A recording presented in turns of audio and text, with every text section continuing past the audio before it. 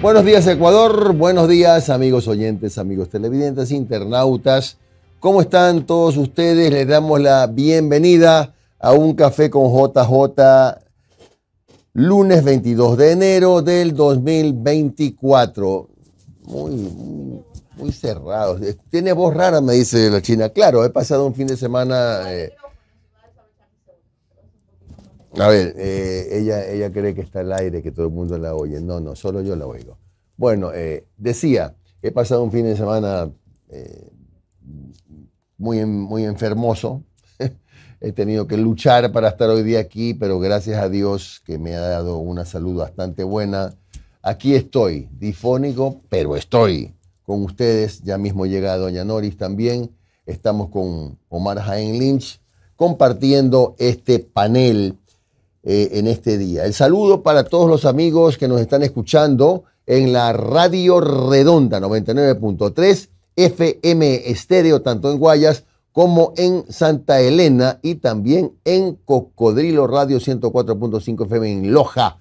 Radio Café también nos retransmite en Manabí de 6 de la tarde a 8 de la noche, 91.7 FM estéreo, y además el saludo y agradecimiento a Chromaclick, a Sucumbíos Televisión, Canal 29, Rival Televisión de Vinces, OCU Canal 35 de Quevedo, La Voz del Agro, a todos quienes nos acompañan, a quienes nos escuchan a través de la onda de www.laradioredonda.es en cualquier parte del planeta Tierra. Un saludo también a quienes nos están en este momento viendo en YouTube, en el canal Jimmy Jairala, al que usted puede suscribirse, que no le cuesta nada. Y por supuesto compartir un poco de sustento a este programa, cuánto trabajo nos cuesta a los medios digitales a través del Superchat. Lo mismo en el Facebook, en el perfil de Jimmy Jairala, en las cuentas de la Radio Redonda, en las cuentas también de Un Café con JJ. El abrazo grande a los hermanos migrantes, que otra vez, como siempre, siguen batiendo récords. Seguimos recibiendo informaciones de que, solamente como un datito, entre julio y septiembre del 2023, meses duros, el crecimiento de las remesas fue del 14,5%, superior al mismo periodo del año anterior. Increíble lo de los hermanos migrantes, increíble. Y les voy adelantando que estamos preparando una sorpresita por ahí, un segmentito para los hermanos migrantes, para que ustedes también estén más conectados con nosotros. Esperen, no coman ansias. Bueno, ¿qué más les puedo decir? Que este fin de semana lo que pasó en Vinces, en el sector, se llama Estero Lagarto, ¿verdad?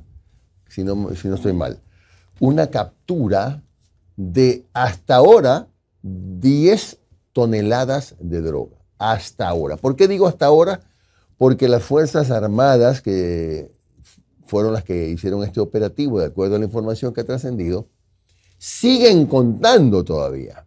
Es decir, que la posibilidad de que esa cifra se modifique y suba están latentes. De modo que estamos hablando de 10 toneladas, que si la monetizamos, me decía Omar, que ¿cuánto cuesta en Arabia el kilo? En ciertos sectores, en países árabes, puede llegar hasta $200,000.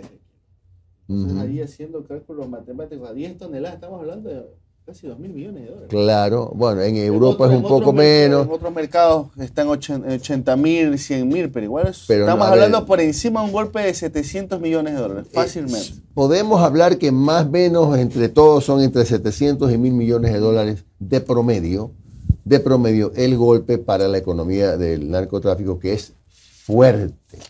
Aquí no vamos a especular, porque en el fin de semana, el domingo, en Twitter la gente puede decir cualquier cosa, sí, que está vinculado, que con no sé qué político, que han dado como 10 nombres. No, señor.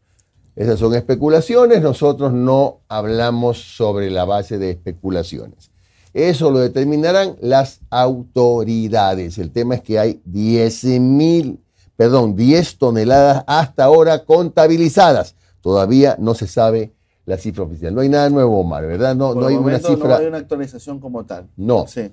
Bueno. Ayer, en cambio, a las 9:21, en otro sector, en el sector de los cedros, también en los ríos, hubo una incautación de 300 sacos de yute. Vaya. 300 sacos de yute con cocaína y 12 fusiles de fabricación industrial, además de 1000 cartuchos. Ese fue otro operativo. Otro más. Bueno, vaya sacando y otras cositas también que preocupan. Por ejemplo, renuncia otro gerente del hospital Carlos Andrade Marín. Luego, el ARSA detecta plomo en una marca de salsa de tomate. Y lo grave no es solo eso. Lo grave es que los principales de los laboratorios de ARSA, que están funcionando a poquito más de la mitad de su capacidad, dicen que en los últimos años las autoridades del ARSA ni los han ido a visitar, no saben ni dónde queda. O sea, el ARSA está ahí botado. Una cosa de los últimos años, ¿eh? Ojo, años, no estoy hablando de recién hace 2 meses, no, años, en todo este tiempo.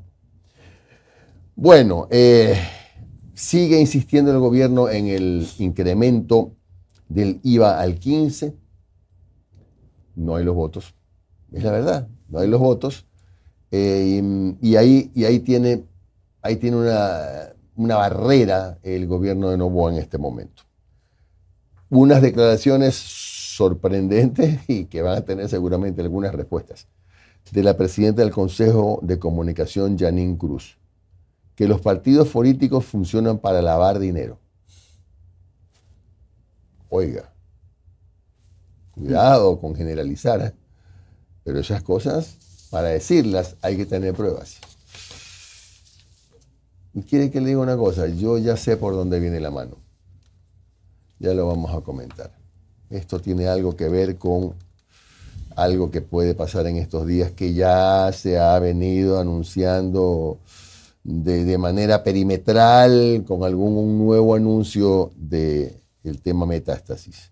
No digo más porque me pueden citar a declarar. Esto del aporte de $50 para jóvenes entre 15 y 24 años para acceder a los beneficios del IES prevé sumar entre 60 y 70 mil afiliados más. Eso no está mal. Bueno, hay varias cosas. Omar, ¿qué tal? Buenos días, Jimmy. Un saludo a todas las personas que nos están escuchando por las distintas radios, por Radio Cocodrilo, por Radio La Redonda, FM 99.3 en Guayas y en Santa Elena. Sí, duros golpes, ¿no? Al narcotráfico, millonarios golpes. Esos son golpes mucho más efectivos que a veces estar deteniendo a mandos medios, ¿no? Que son bastante descartables y reemplazables.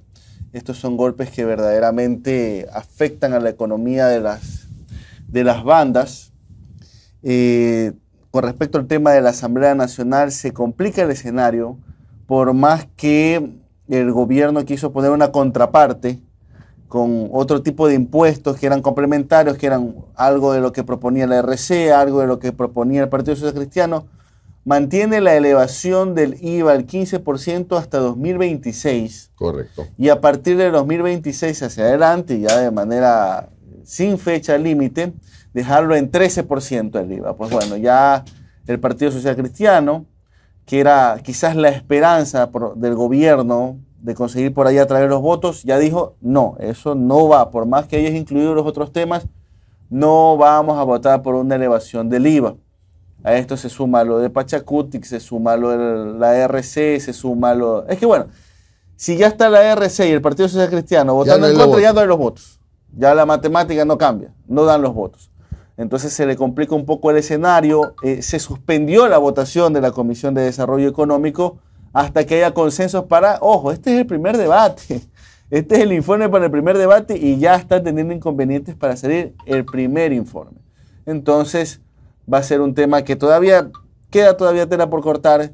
Todavía le quedan algunas semanas a la Asamblea Nacional para ver si es que hay consenso, pero hasta el momento se mantienen los partidos en no apoyar la elevación del IVA.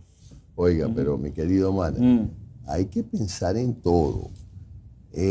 También el gobierno puede usar el recurso de estirar los tiempos para que eso entre por Ministerio de la Ley.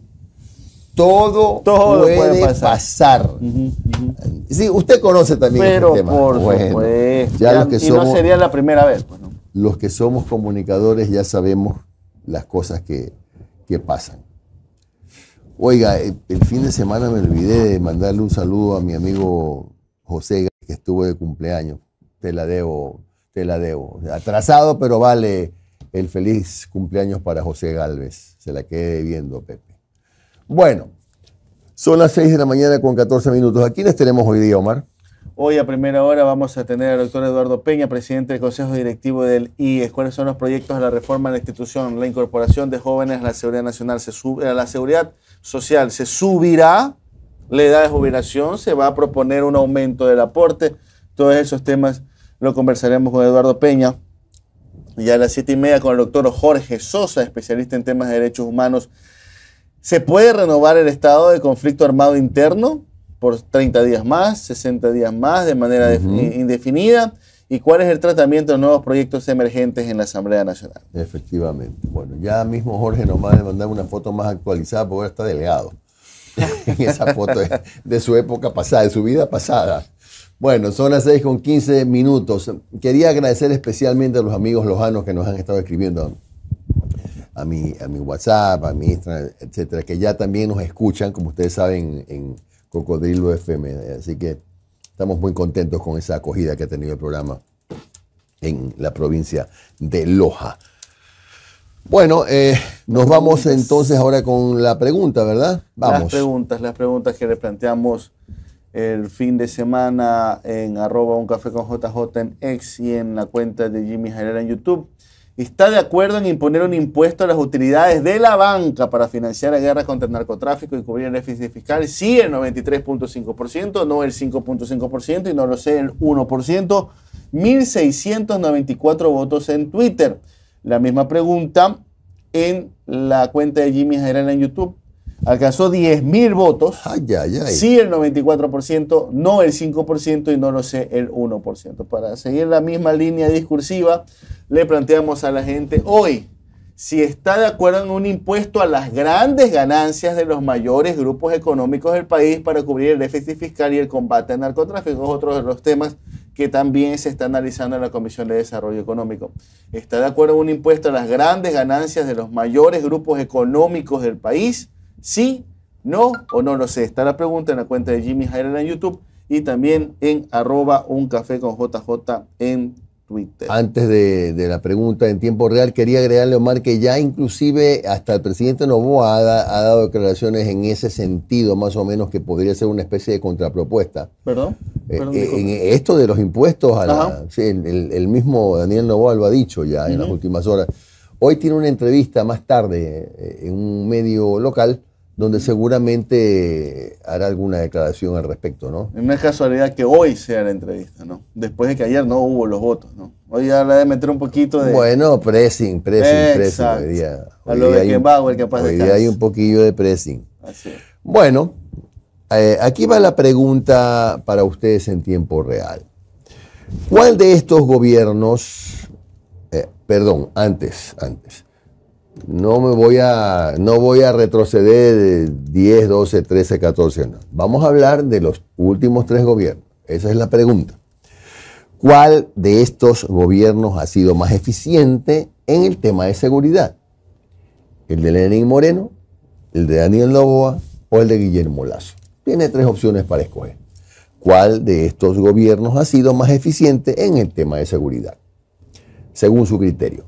El de Lenín Moreno, el de Daniel Noboa o el de Guillermo Lasso, y tiene usted para contestar hasta 10 minutos antes de las 8 de la mañana en el canal YouTube Jimmy Jairala o también en Facebook en el perfil Jimmy Jairala. De modo que ahí están las opciones. Ahora nos toca el saludo, maestro. ¿Quiere empezar usted o cómo hacemos, mi estimado Omar? Proceda con Facebook.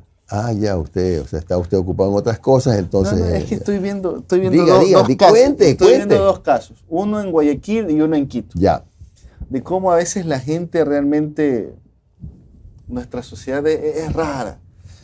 Veo que en Quito una señorita dice, es que me parqué mal, pero me parqué 2 minutos mal. Y pasaron los de la AMT. Y me multaron. Y me multaron, pero si solamente me bajé a comprar unas tripitas 2 minutos. No importa. Y habían otras personas que también estaban parqueadas, pero nos parqueamos solamente a bajar y a consumir. Y volvíamos a nuestros vehículos. Pero señorita, si está en un lugar en donde no tiene que estar parqueado, está cometiendo una infracción y tiene que ser multada. Uno, y ahora estoy viendo acá en Guayaquil, que cerca de Solca, por Solca, aparte de las barandas, han puesto unas piedras que son para evitar los cruces de carril. Y ha habido un accidente porque una gente se ha dado contra las piedras. Y ahora están, ¿para qué ponen las piedras? Están culpando al municipio y que los van a demandar. Exacto, que son como unos bloques para impedir que hayan, los cruces de carriles, que son muy peligrosos. Y ahora están queriendo culpar a la alcaldía de Guayaquil porque dicen que ¿por qué ponen esas piedras? Yo le cuento otra también. Yo le cuento otra. Que leí el fin de semana. Yo, por supuesto, no hice ningún comentario porque a mí no me gusta meterme en esos líos que de repente son temas que tienen que ver con el mundo del espectáculo y cosas así. Yo no me meto a opinar en eso. Pero un conocido, no voy a decir ni su nombre porque soy sumamente respetuoso, un muchacho muy conocido, cantautor, contaba en las redes sociales, lo cual es, por supuesto, tiene el respaldo como ciudadano lo tiene de mi parte, que fue escopolaminado el día 19 de enero, contando que era su cumpleaños. Pero cuando uno al principio se lo oye de corrido, dice, bueno, sí, es verdad, caramba, indudable, pues no, fue víctima de una patraña que salió de una fiesta y llamó a un Uber, se le acercó primero una señorita y otro tipo le dio un abrazo porque lo reconoció y lo escopolaminaron. Total es que cuando despierta ya estaba sin la laptop, sin sus tarjetas de crédito que le habían sacado $1000, etc. Pero cuando yo leo bien, había sido a las 4 de la mañana. A las 4 de la mañana hay toque de queda. Un pequeño detalle que hay que también tomar en cuenta. O sea, sí me explico, ¿no? Todos los ciudadanos tenemos la obligación de cumplir la ley. Claro. Entonces, lo que te pasó, hijo, es condenable. Nadie puede estar de acuerdo con este tipo de cosas, con la violencia, ni con los atracos, ni con... No. Pero si estás hablando de que saliste de la fiesta de tu cumpleaños o de quien haya sido a las 4 de la mañana y que te ibas al after a otra parte... Por Dios, pues hermano, si eran las 4 de la mañana, hijito. Tenías que estar 4 de la mañana, tenías que estar guardadito en tu casa o haberte quedado hasta las 5 donde estabas y a lo mejor Dios te ayudaba y no te pasaba lo que te pasó. Ese es mi comentario desde el punto de vista periodístico. No me odies, hermano, ni te conozco, ni dado tu nombre. Pero a las 4 de la mañana hay toque de queda. 6 de la mañana con 22 minutos. Ya verá usted cómo me van a achacar. No, es que es verdad, pero insisto, esto de que pero si fue un ratito. No, la ley es la ley. La ley es la ley. Pero ¿por qué al otro sí me dejas y a mí no? Eso es una costumbre mala que tenemos los ecuatorianos.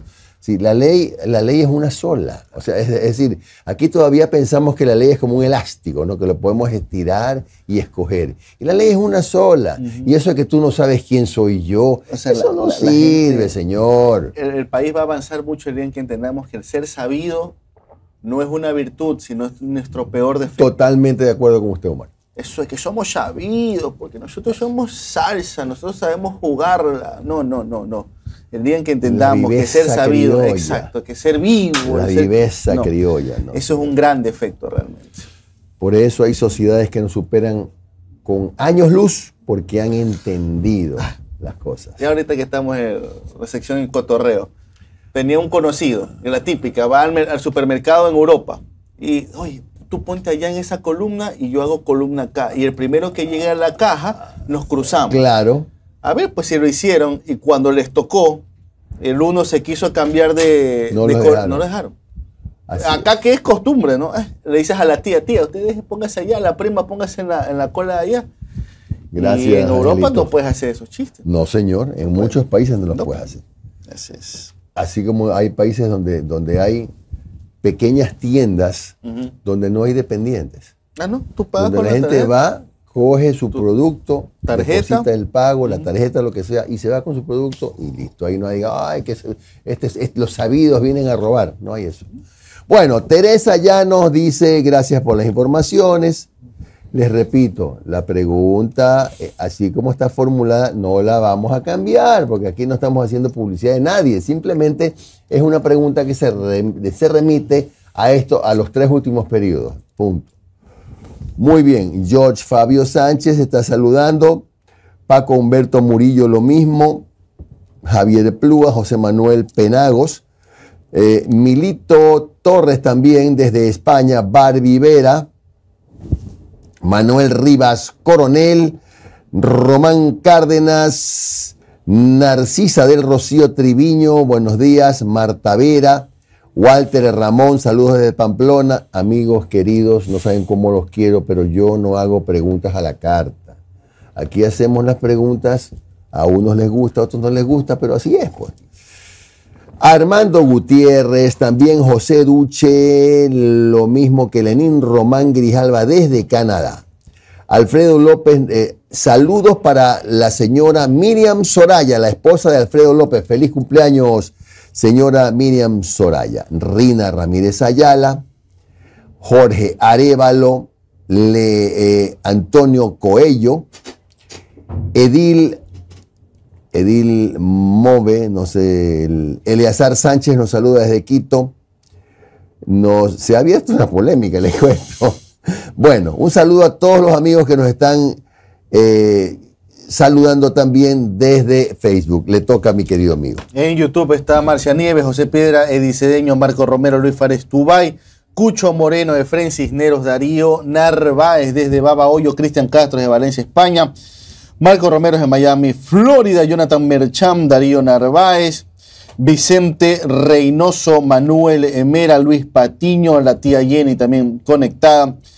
También Diana Ceballos, Danilo Soto, Luis Arteaga, Yoconda Cabezas desde Suiza, Javier Romero, Norma Macías, Mariana también nos saluda. Víctor Bravo, Eduardo Escalante, Edwin Maldonado, Cedeño, Alba Valareso, Josué Zambrano, Gilbert Zambrano, entre otros conectados, Jorge Ernesto y Pati Guarnizo también. Oiga, don Omar, no hay Dígame. información nueva no sé si han hecho un nuevo balance de la captura. Seguimos hablando de las 10 Todavía, toneladas, ¿no? o sea, la última información que se recibió fue que seguían contando. Siguen contando. Probablemente hoy darán una rueda de prensa Una rueda de con la prensa. cifra final. Claro, las remesas de los migrantes entre julio y septiembre de 2023 llegaron a 1.397 millones de dólares. Que significa un 14.5% de incremento con respecto al mismo periodo del 2022, cuando se alcanzaron 1.221 millones de dólares. El racionamiento o los racionamientos eléctricos continúan suspendidos. El Ministerio de Energía informa que durante la noche del domingo 21 de enero se detectaron inconvenientes en el Sistema Nacional de Energía que afectaron el suministro en diferentes puntos del país. Sin embargo, a través de las empresas eléctricas ya están restableciendo los servicios. No se debe a cortes por racionamiento, ni mucho menos. Están en la restitución al 100% del servicio a la brevedad posible. Que se mantengan informados en canales oficiales. No hay racionamientos. Bueno, hoy día, mi amigo, a las 3 de la tarde, en la Comisión de Régimen Económico aboca conocimiento del proyecto de ley orgánica para el ahorro y la monetización de recursos económicos para el financiamiento de la lucha contra la corrupción, que es otro proyecto que tiene también por allí algún tropiezo, mi Y me querido sorprende amigo, ¿no? que haya caído a régimen económico, ¿ah? Claro. Oiga, hay una red de prensa de la bancada de la Revolución Ciudadana que dice esto, y este es el tema. Hoy a las 10 de la mañana en la Asamblea Nacional, ¿cuál va a ser el pronunciamiento sobre la ley orgánica para enfrentar el conflicto armado interno, la crisis social y económica? Y dicen sí hay alternativas, donde van a insistir con otro tipo de tributos en cambio de la elevación del IVA. Claro, ahora el Partido Social Cristiano también se está pronunciando sobre los informes para el primer debate del proyecto económico urgente del alza del IVA. También está proponiendo algunas alternativas y ya se han pronunciado Sus voceros, tenemos un video más adelante donde vamos a presentar un par de alternativas de las que presenta el Partido Social Cristiano, pero tampoco está dispuesto a dar sus votos para el incremento del IVA. Aquí está lo último que se subió, y si no es lo último, nos tendremos enseguida. ¿Ya llegó en la sigilosa? Sí. Ya. Las Fuerzas Armadas y Policía de Ecuador continúan realizando el registro del perímetro externo del estero Lagarto en Vinces, donde se ha encontrado hasta el momento aproximadamente 10 toneladas de sustancias sujetas a fiscalización, aún por determinar el peso total. Bueno, hay una Insist Crime ORG ha presentado una especie de mapa de la presencia de las bandas en el Ecuador. Las dos provincias donde más número de bandas existen son Guayas y Los Ríos. Justamente las dos provincias donde hay más violencia, ¿no? Bueno, en Guayas realmente están todas, o casi todas. Hay 5 en la provincia de Los Ríos. Hay 3 en Esmeraldas, donde por lo que se ve, pues el manejo es mucho más, ¿cómo le explico? Concentrado en cierto Más grupo. concentrado, así es, así es. Pero bueno, en todo caso tampoco estamos para hacer publicidad del tema, sin embargo les decimos que ya la policía tiene bien identificados estos grupos. Colombia, Perú, Ecuador y Bolivia fortalecen acciones contra el crimen organizado con la Red Andina de Seguridad. La comunidad andina, conformada por Bolivia, Colombia, Ecuador y Perú, anunció una importante reunión para plantear acciones que permitan luchar. De acuerdo con lo informado, Lima fue designada como anfitriona de la reunión extraordinaria del Consejo Andino. Entre otros temas, se arma esta agrupación a partir de lo que ocurre en Ecuador.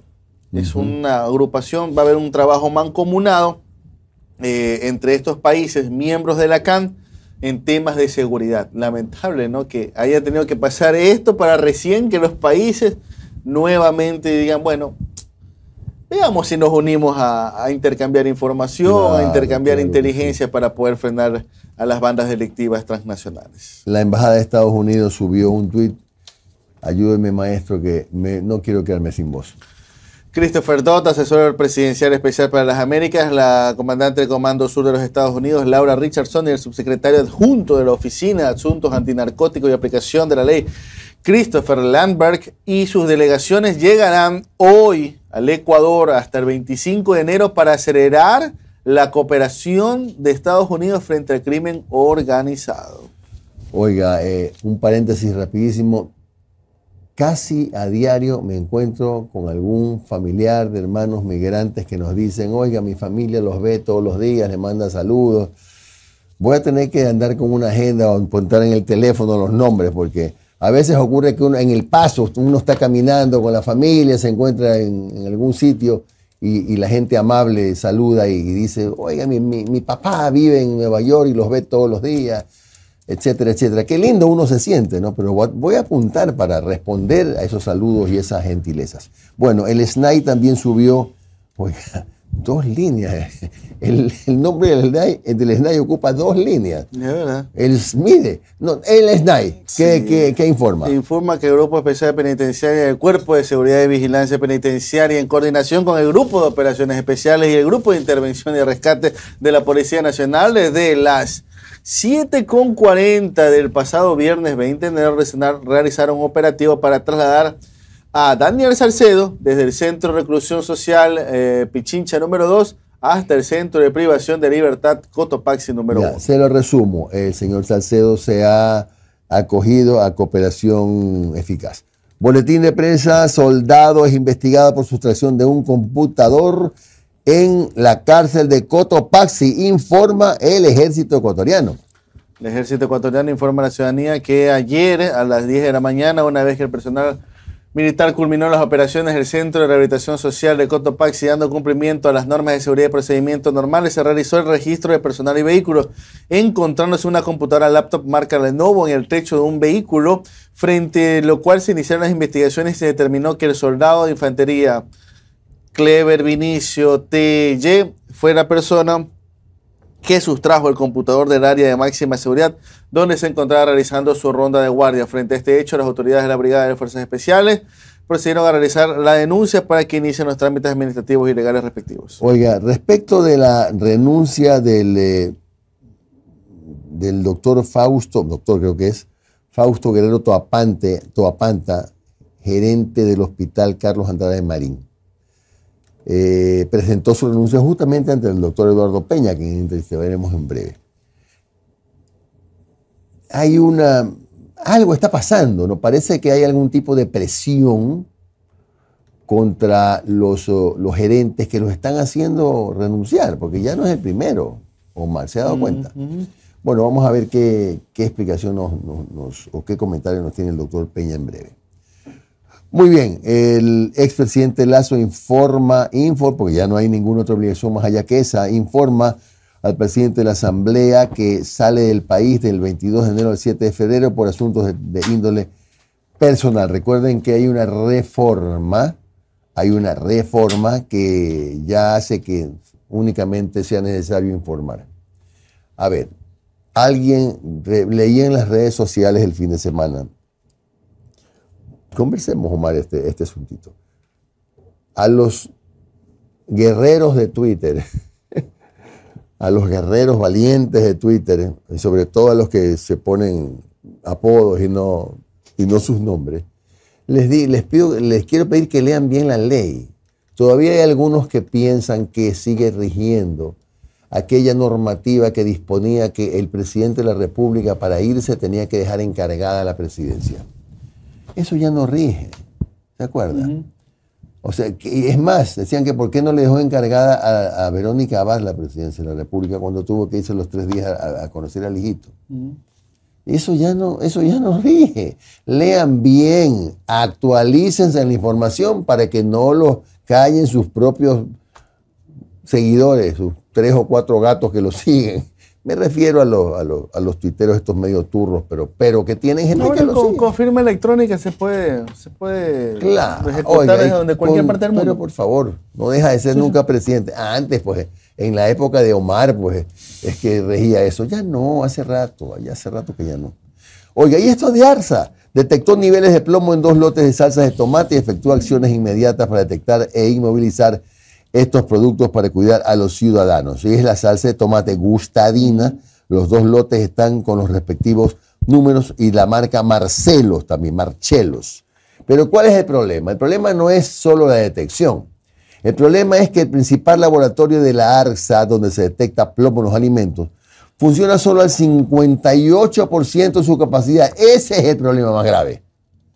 Que el director ejecutivo de la ARSA, Daniel Sánchez, confirmó a Coavisa que 600 de los 650 equipos que tiene la institución fueron heredados del desaparecido Instituto Nacional de Higiene por Izquieta, es decir, al menos tienen 12 años de uso. En un recorrido que hizo Coavisa en las instalaciones constató que hay muchos equipos obsoletos y que están fuera de uso. En este laboratorio se deberían analizar muestras de 48.000 alimentos procesados en Ecuador. Yo, Jimmy, ahí hice un comentario. Hay sectores, estos sectores que llaman al estado cero, ¿no? Que dicen que para qué tener estas entidades en el y estos Estado, controles y estos cosas. controles, dice suficiente con que cumplan con estándares internacionales y cumplan las ISO internacionales. ¿Para qué tener entidades estatales ecuatorianas que tienen que hacer doble control? Ahí está. Ayer la empresa Gustadina, ¿no, verdad? Ellos dicen, Pronaca. Dicen, a ver, nosotros cumplimos con la parte internacional. Lamentablemente en Ecuador no hay ninguna normativa que diga que el uso de metales en los productos alimenticios, lo cual me parece una barbaridad ese tipo de contestación. Pero, y es que eso puede pasar, pues cuando no hay un control casa adentro de lo que circula en este país, de lo que la gente ingiere en este país, es lo que ocurre. Entonces, para esos sectores que llaman al estado cero, que dicen que estos organismos son un gasto de despilfarro del presupuesto del Estado, ahí está. Después nos estamos enterando poco a poco. Ya hace una semana fue un tema de compotas de bebé que tenían ingredientes nocivos. Ahora hay este tema de la salsa de tomate. ¿Qué nos antes hubo algo de la canela, pero después resulta que los exámenes habían estado mal, una cosa así. Pero son uno atrás de otro, van saliendo. Para que vean que no todo lo que viene del Estado es malo y negativo. Por supuesto. A ver, códigos dactilares se incluirían en la verificación de firmas para inscribir organizaciones políticas. Ojo al piojo. El proceso de verificación de firmas para la inscripción de organizaciones políticas o para iniciativas de democracia directa contará con un nuevo mecanismo que contempla examinar el código dactilar de la cédula de identidad de la persona que haya firmado el formulario de adhesión. El Pleno del Consejo Nacional Electoral aprobó el 11 de enero 6 reformas al reglamento de verificación de firmas para la formación de organizaciones políticas. La norma fue emitida en el 2013 y los recientes cambios tendrían como objetivo cumplir con las recomendaciones que ha hecho la Contraloría General del Estado en exámenes especiales a los sistemas informáticos del organismo electoral. Este se aprobó con los votos de los consejeros Diana Tamaín, Enrique Pita y Andrés León, quien se principalizó para esa sesión. La consejera Elena Nájera se abstuvo. Fueron 6 artículos que se incorporaron al texto legal, en el que uno de ellos dispone de las áreas técnicas que desarrolla un módulo para validación del código dactilar. ¿Sabe por qué? ¿Sabe por qué? Porque así se quiere el CNE evitar el problema de que hay personas que firman para 5 partidos o para 4 partidos. Y viene el proceso de la anulación. Entonces, un partido local, por ejemplo, que necesita, voy a inventarme porque no tengo en la mente exactamente cuántos, qué sé yo, pues 18.000 votos, 18.000 inscritos adherentes, resulta que tiene que presentar 50.000 porque le anulan más de la mitad. ¿Me explico? ¿Cuántas firmas necesita un partido nacional? Si no me equivoco, son 118.000. Eso podemos googlear, mi querido amigo. Pero cerremos en 120, ¿le parece? Vamos a poner. Pero déjeme multiplicar por la cantidad. Pero es que no quiero, mejor busquemos primero si esa es la cifra exacta, que ya mismo nuestro amigo nos la dice. Para multiplicarlo por la cantidad de partidos políticos nacionales que hay registrados. Y yo creo que el resultado nos dirá que el Ecuador es uno de los países más politizados del mundo. Oiga, nos hemos pasado la raya 6 con 40 minutos. Vámonos al corte. Mientras tanto, regresamos a continuar conversando de este tema de los códigos. Ahora, para inscribir tu partido político, tú que quieres hacer político, vea, dedito contigo.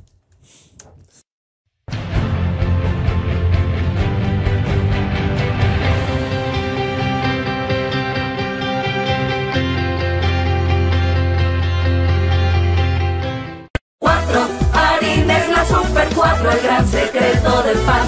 4, el secreto es Super 4, en ella puedes confiar. 4, harina es la Super 4, es la que te rinde más. 4, el secreto es Super 4, harina de calidad. Solo los buenos panaderos saben que harina Super 4 es la número 1 en rendimiento y calidad. Solo Super 4 rinde más que las demás. ¿Cuál es el secreto del mejor pan? El secreto es Super 4. Para ventas y distribución, llamar al 099-9486-977. Estas son las 5 noticias que nos conectan contigo. Los clientes de Santa Elena cuentan con un nuevo sistema comercial. Instalamos reguladores de voltaje en los cantones Huaquillas, Piñas, Zaruma, Portobelo y Atahualpa, en la provincia del Oro. Los clientes de playas pueden realizar sus trámites en las agencias de su cantón o en Guayaquil. Ampliamos el parque automotor con 70 nuevos vehículos. En el Cantón San Vicente, provincia de Manabí, entregamos obras en 11 comunidades rurales. Sé parte de un café con JJ. Da a conocer tu marca y pauta con nosotros.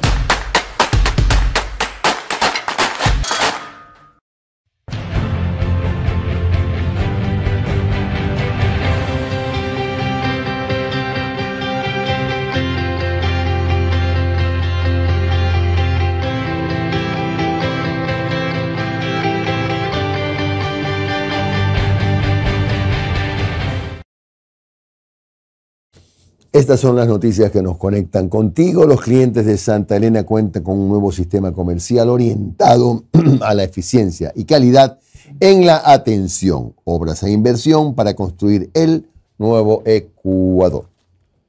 ¿Sabes cuál es el secreto para un buen pan? El secreto es harina Super 4, la primera en rendimiento y calidad, harina Super 4. El secreto para un buen pan para ventas y distribución, llama al 0999-486977, harina Super 4.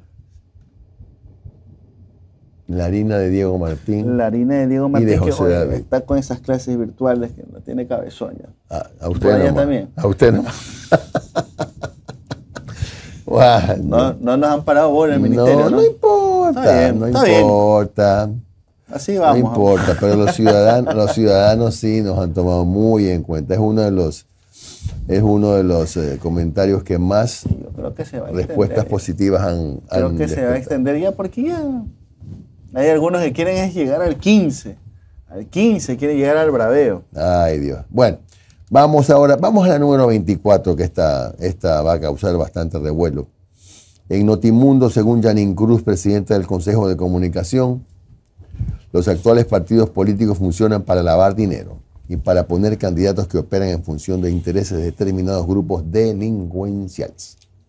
La importancia es en la calidad del legislador, porque no es el número, sino justamente lo que decía, reforzar justamente los partidos políticos, porque no hemos evidenciado, tenemos partidos, movimientos políticos, pero sabemos para qué, lavar dinero, poner candidatos y que sean operadores de ciertos grupos delincuenciales, y creo que esto, elegir a delincuentes, y claro, y es tan indignante cuando lees en este chat cuando dice, ya vamos a retornar, o sea, ¿para qué? Para sentirse cómodos, para que no incauten droga, para generar la violencia que se siente ahora, ¿no? Francisco, hay que hacer un mea culpa de esto.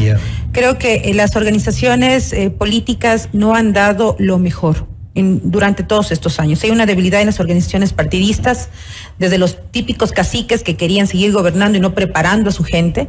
No tenemos escuelas de formación, por eso es que tenemos una asamblea totalmente desprestigiada, llegan a intereses personales, a destabilizar obviamente, y tienen una hoja de ruta a favor de quienes están fuertes ahora, que es el crimen organizado, quienes les ponen la plata para campaña. Por eso es interesante que exista una veeduría, no para ver qué delitos se cometieron en las cárceles, sino para ver quiénes les pondrían estas organizaciones políticas y con qué fines. Quienes les estaban administrando, por supuesto, lo que ellos decidían en las cárceles, como decía Luis. Y cuando fue, por ejemplo, el ataque a Angostura, fue públicamente que todos escuchamos, pues, que había un aporte de las FARC a cierta organización política. Y no nos asombramos. Y también tampoco nos lo justificamos, pues. Brilla, claro, esas mentes brillantes que hace poco hablábamos, no deciden estar en la arena política, claro, porque hasta cierto punto es denigrante ser asambleísta, porque todos son corruptos, porque todos llegaron a una cierta agenda para pedir cargos y no pensando en país. Entonces yo sí creo que se necesita hacer un mea culpa, una reforma al Código de la Democracia. La presidenta del Consejo de Comunicación. ¿De regulación? De regulación de la comunicación del Estado, porque es estatal, no puede generalizar. O sea, no puede prender el ventilador. O sea, que los partidos políticos funcionan para lavar dinero. A mí me parece que si tiene información, que es gravísimo, tampoco voy a poner la mano en la candela por nadie. Denúncielo, Yanin, denúncielo, porque lo que usted dice es gravísimo. Denúncielo. Tiene nombres, apellidos. Denúncielo para que se hagan las respectivas investigaciones, ¿no? Para que no quede por ahí flotando. ¿Por qué? Porque mañana aparecerá en la agencia France Press, recoge su información, y en Europa resulta que llega. En Ecuador, los partidos, en francés, yo no sé francés, partidos políticos lavan dinero. Todos los partidos políticos lavan dinero. ¿Dicho por quién? Por la presidenta del Consejo de Comunicación. Cuidado, o sea, cuando uno ocupa ciertos cargos de semejante trascendencia, hay que tener mucho tino para hablar. Digo, humilde opinión de un periodista. Bueno, vamos a continuar. La fiscal Diana Salazar mencionó el día, esto fue para la NTN 24, el día que mataron a César Suárez, el fiscal, habían hablado por teléfonos. Lamentablemente, dice, no supo transmitir el riesgo que corría. Usted es jefe de los fiscales y cada vez que amenazan o matan a miembros de la fiscalía, pues no solo matan a un funcionario público, matan a un compañero de trabajo suyo, con quien usted ha trabajado hombro a hombro, que usted le conoce su familia, puede ser el día a día, lo que pensaron, lo que vivían, las investigaciones que llevaban. ¿Cómo le afecta eso? ¿Cómo sigue? ¿Cómo sigue usted?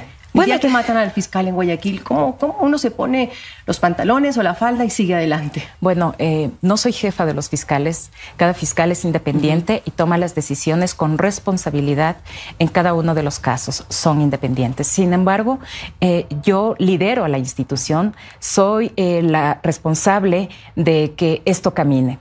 El día en que matan a César, por ejemplo, a la mañana, yo había hablado por teléfono con él, porque era uno de los fiscales que tenía los casos de crimen organizado y estábamos coordinando un tema reservado. Ese era el nivel de coordinación y de confianza. Lastimosamente, él no supo transmitir algún nivel de preocupación o de riesgo en el que estaba, porque tenía esa posibilidad de, a través de un mensaje, contarme todo lo que pasaba, cuando obtenía una sentencia, también cuando no obtenía la sentencia, cuando iba a apelar, cuando no iba a apelar. Todo eso iba informando a la fiscal, porque no es que tienen que hacer lo que la fiscal les dice, cumplir con su deber e informar. Así que usted se dará cuenta cómo me ha golpeado esta pérdida, pero también este es un mensaje para las personas. Vamos a continuar. A pesar de estos golpes que tratan de quebrarnos, tenemos que seguir fuertes hasta el último día. Bueno, 6:49. Esteban Torres, el viceministro de Gobierno, dice que este es un momento de patriotas y hace un llamado a los partidos políticos para que entiendan la situación del Ecuador. Esto respecto pues a la ley de incrementar o al proyecto de ley que pretende incrementar el IVA al 15%. Es un momento de patriotas, es un llamado a todos los sectores políticos, con muchísimo respeto, a entender la situación del país. ¿Cuál es la situación? Hay casi $8.000 de hueco este año, 8.000 millones de hueco este año, y eso es terrible para la cadena de pagos, para el pago de pensiones. Es algo lamentable. Por eso la propuesta del gobierno, que está en discusión, no estamos cerrados nosotros a imponer la visión del gobierno. Han habido buenas propuestas también desde el legislativo, pero hay que entender algo. ¿Por qué el IVA? Primero, porque tiene una tasa mucho más baja que la regional, que está en el 15.7. Segundo, porque para los hogares pobres la afectación de subir 3 puntos le significa subir $3 al mes, el costo de una Coca-Cola de 3 litros. Ese es sin duda la afectación para, por ejemplo, un hogar que gana $500, y si eso multiplicamos por 2 personas que ganan, ojalá, ese salario, la afectación es mínima. Y lo otro, este hueco que por supuesto ha complicado ya el plan de pagos para los municipios, para todas las obligaciones que tiene el Estado, permitiría también acceder a capital fresco internacional, que lo necesitamos, al menos de 3.000 o 4.000 millones, para, en lo posible, cubrir ese déficit terrible. Bueno, sigamos. Ana Cristina Avilés, ella es viceministra de Economía y Finanzas en Políticamente Correcto, en Ecuavisa, dijo ayer que hay que tomar medidas fuertes si no se aprueba el incremento del IVA. Entre ellas, la revisión de la focalización de los subsidios. Nosotros estamos confiados que efectivamente en la Asamblea se pueda analizar esto a favor. En el caso hipotético de que no se consiga el alza del IVA, es decir, se mantenga en 12%, ¿qué otra medida le puede quedar al gobierno? Ahí sí, una eliminación total de los combustibles sería, por ejemplo, un escenario. Bueno, el escenario en materia de subsidios que debemos analizar es desde un punto de vista responsable, es la focalización de los subsidios. Es una medida que tiene que siempre ser pensada con una compensación a los más pobres y una focalización vía a los pasajes, que sí, decía el ministro, así necesita. Bueno, hay distintos mecanismos para la focalización. Pueden ser compensaciones directas, pueden ser utilizando herramientas tecnológicas, y justamente dada la sensibilidad del tema, lo que queremos es hacerlo de manera correcta y quirúrgica, es decir, poder llegar a aquellas personas que realmente necesitan. Así evitamos inclusive contrabando, porque actualmente el subsidio lo que está haciendo es, digamos, que los recursos se drenen por las fronteras o que se vaya al contrabando. Bueno, en el mismo programa, la viceministra de Finanzas dice que además de recorte en la nómina pública, el gobierno tendría que buscar la eliminación y fusión de más entidades para ahorrar gastos. ¿Puede cortar más el Estado en tema de burocracia, por ejemplo? Por supuesto, hay un espacio, y estamos conscientes y convencidos de que existe un espacio importante de optimización del Estado. Nosotros tenemos... ¿5.000 millones de déficit fiscal? No necesariamente, tenemos que buscar todas las herramientas como para poder trabajar. Bueno, sí, nosotros ya hemos ido identificando, digamos, en 3 aristas. La primera es un trabajo en remuneraciones. Ahí ya lo comentaba el asambleísta y se lo comentaba al inicio. El gasto en remuneraciones del 85% está en los sectores esenciales. Sin embargo, en ese otro espacio definitivamente hay un espacio para optimización. Asimismo, tenemos una estrategia para eliminación y fusión de entidades y finalmente, ya lo ha mencionado el presidente de la República, ya se ha identificado, por ejemplo, en empresas públicas como Petroecuador, espacios de eficiencia importantes. Pero eso puede reemplazar los 1.300 millones de dólares anuales del IVA, por ejemplo. ¿O no podría reemplazar. En realidad nosotros estamos convencidos de que tenemos que hacer esfuerzos por todas las aristas.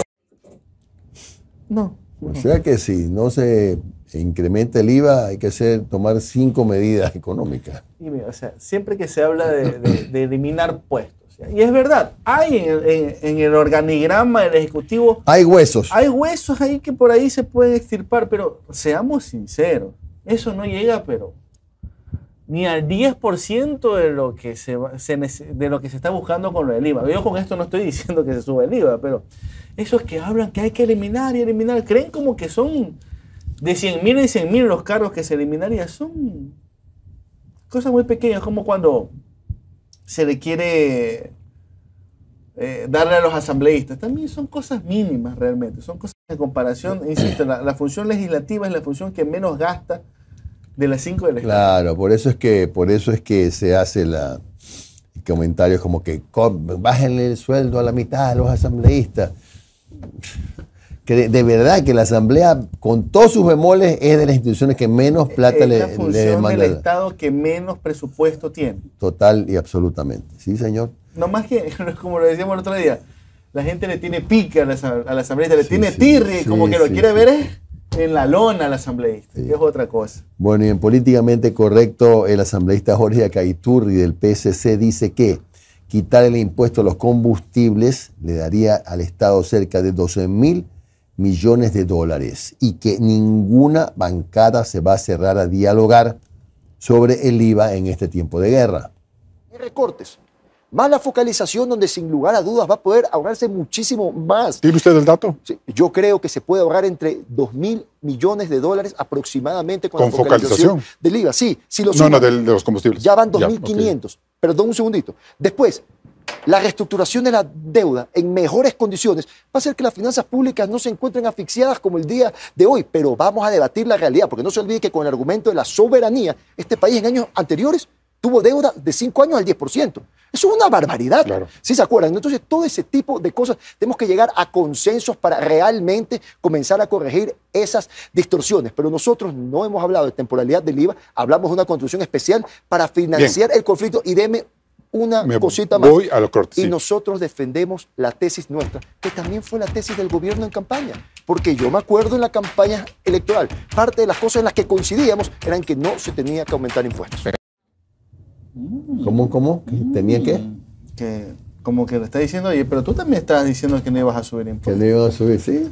Bueno, no está mintiendo. Una cosa es la campaña. No está mintiendo. Es verdad, una cosa es la campaña, otra cosa ya es el quehacer del día a día, ¿no? Desde el gobierno. Bueno, sigamos antes. No, tenemos todavía tiempo. Napoleón Santamaría, que es un experto pues, en temas tributarios, dijo que los GATS manejan 6.700 millones de dólares anuales. Y se hace algunas preguntas respecto de este volumen de dinero. Vamos a ver si está la parte pertinente justamente en este minuto. Sí, Dios, lo que hemos hablado. Cuarto, los municipios. Para mí un problema estructural salir del país es 221 municipios. Usted tenía las cifras, ¿nos puede contar, Napoleón, cuánto le da el Estado y cuánto generan los gobiernos? 2.500 millones del gobierno central al 221 municipios. Le entregamos por el IVA y por la recaudación petrolera. Por eso le damos a los municipios. Y ellos generan impuestos que la nación les da, que se llama el COTAD, por 4.700 millones. Ellos manejan 6.700 millones de dólares. Díganme ustedes, ecuatorianos, ¿dónde está esa plata? Esa plata está mal administrada. Pésimamente administrada, Jorge. Se roban esa plata. Carlos y Jorge, ¿cuántos municipios han creado una escuela unidocente municipal los últimos 100 años? Déjenme contarles, ninguno, ningún municipio. Todos son buenísimos para hacer fiestas, para traer artistas, para el ornamental. Y se nos va 6.700 millones. Y déjeme, señor ministro, tratar dos temas importantes más. Al igual que los municipios son eficientes, tenemos como país que avanzar en redimensionar, reestructurar e intervenir. IES y Petroecuador. Punto importante para don Napoleón es que no es competencia de los municipios, de las prefecturas, de los municipios puntualmente, que es a lo que se refería, ¿no? Las prefecturas pueden ayudar, colaborar en eso. Pero en el caso de construir educación es exclusivo del Estado. O Así que no podemos pedir que construyan escuelas los municipios porque es una competencia exclusiva del Estado. Y también con mucho respeto al doctor, que es amigo de la casa, que dice que los municipios se encargan de cosas ornamentales. Pues sí, porque esa para eso es obligación, obligación. Veredas, bordillo, esas son las funciones. Plantas, recolección de basura, control del espacio público. Esas son las funciones de los municipios. Yo sé a dónde, yo no leo la mente de nadie, ¿no? Pero yo sé a dónde va el comentario. El comentario un poco es hay mucha gente que está apuntando, no digo que este sea el caso, es probable que yo esté equivocado, pero hay mucha gente que está mirando mucho lo que hace el señor Bukele. Acuérdense que el señor Bukele ha reducido el número de distritos, ciudades, qué sé yo, de municipios. Los redujo de no sé cuántos eran como 200, qué sé yo, a 40, 50, qué sé yo. Entonces, por ahí a alguien se le puede estar ocurriendo eso, ¿no? Lo cual acá está reglamentado también. Acá están las famosas mancomunidades que nunca les han prestado atención. Nunca han funcionado. Nunca han funcionado. No ha habido tampoco la voluntad política de las jurisdicciones como para unificarse, ¿no? Nadie quiere, porque saben que bien o mal siempre habrá una que quiere poner la pata a las demás. Hay harto celo, hay harto celo. Bueno, tenemos todavía tiempo para una nota más. El gobierno argentino usó una resolución migratoria para sacar del país a alias Fito. Esta figura fue la revocatoria de la residencia transitoria. Recordémoslo a través de esta nota de RTS. En Argentina fue declarado como un operativo exitoso e inédito que debía marcar un precedente, en el que participó el Departamento Antiterrorista, la Policía Federal de Argentina, la Secretaría de Lucha contra el Narcotráfico, entre otras instituciones. Revisaron sus documentos, consultaron con la Cancillería ecuatoriana y coordinaron la expulsión. Y así ocurrió la mañana de ese viernes. Desde esta zona residencial de la provincia de Córdoba fueron trasladados hasta la base aérea Simón Bolívar en Guayaquil.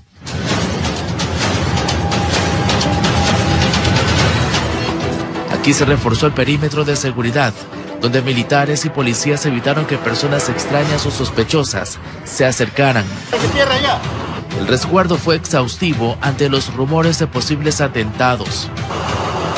Era la esposa, hijos y otros familiares de Adolfo Macías, alias Fito, quienes se habían radicado hace pocos días en aquel país sudamericano, adquiriendo una mansión. Esto significaba para la Argentina una situación de enorme peligro. Tuvimos desde el gobierno nacional una alerta de autoridades de Ecuador que la familia de este asesino Fito estaba escondiéndose aquí en la Argentina. Ellos reportaban registros de ingresos en el mes de septiembre de 2023, también en octubre, asimismo en noviembre cuando compraron el domicilio y el 5 de enero, 3 días antes que el gobierno ecuatoriano se enterara que el líder de una de las más peligrosas agrupaciones narcodelictivas del país se les había desaparecido de la cárcel regional. En Argentina indicaron que el objetivo era atacar el problema de raíz. Estamos todos comprometidos. Argentina no va a ser un narcopaís, nuestras provincias no van a ser guarida de delincuentes. El fiscal que estaba encargado de investigar el viaje de la mujer de Fito a la Argentina con su familia fue asesinado. Él se refería a César Suárez, quien fue acribillado en la avenida del Bombero en Guayaquil. La ministra Bullrich señaló que no tienen indicios que Fito se encuentre en Argentina. Las 8 personas fueron retiradas de la base aérea con fuerte custodia. Aún se desconoce si el trayecto fue la provincia de Manabí u otro destino. La ministra Mónica Palencia señaló que sobre ellos no habían boletas de captura. Por otro lado, el Consejo de Seguridad se reunió en la Gobernación de Guayas, liderado por el presidente de la República, también el de la Asamblea Nacional y entre otras autoridades, para tratar entre varios puntos este tema, informó Charlie Pisa. Bueno, pues así es la cosa. Fue por un tema de carácter migratorio. ¿Por qué? Porque Argentina ya tiene sus propios problemas. Hay ciudades como Rosario que está absolutamente tomada por la narcodelincuencia. 7 y 3 minutos. Rapidito, Jimmy. Cerrada la vía Macas-Puyo en la zona del río Upano por incremento del caudal e inundación de la variante provisional. Trabajamos para encauzar el agua y recuperar el paso, dice el Ministerio de Obras Públicas, una vía alterna de Sucúa, Ceipa, Sevilla, así que ojo con la vía Macas-Puyo, cerrada por incremento de caudal del río Upano. Bueno, 7:03. La pausa, decía el doctor Eduardo Peña al regresar, presidente del Consejo Directivo del IES, las reformas que están proponiéndose para la institución, tema jubilación, por qué están renunciando gerentes de los hospitales, esto de la incorporación de jóvenes en la seguridad social. Hay varios temas con el doctor Peña. Ya volvemos.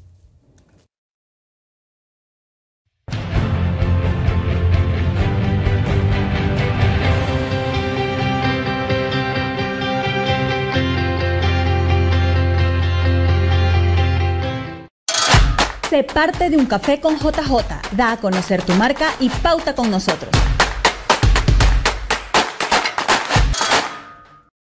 Estas son las 5 noticias que nos conectan contigo. Los clientes de Santa Elena cuentan con un nuevo sistema comercial. Instalamos reguladores de voltaje en los cantones Huaquillas, Piñas, Zaruma, Portobelo y Atahualpa, en la provincia del Oro. Los clientes de playas pueden realizar sus trámites en las agencias de su cantón o en Guayaquil. Ampliamos el parque automotor con 70 nuevos vehículos. En el Cantón San Vicente, provincia de Manabí, entregamos obras en 11 comunidades rurales. 4, Harines la Super 4, el gran secreto del pan. 4, el secreto es Super 4, en ella puedes confiar. 4, Harines la Super 4, es la que te rinde más. 4, el secreto es Super 4, harina de calidad. Solo los buenos panaderos saben que Harina Super 4 es la número 1 en rendimiento y calidad. Solo Super 4 rinde más que las demás. ¿Cuál es el secreto del mejor pan? El secreto es Super 4. Para ventas y distribución, llamar al 099-9486-977.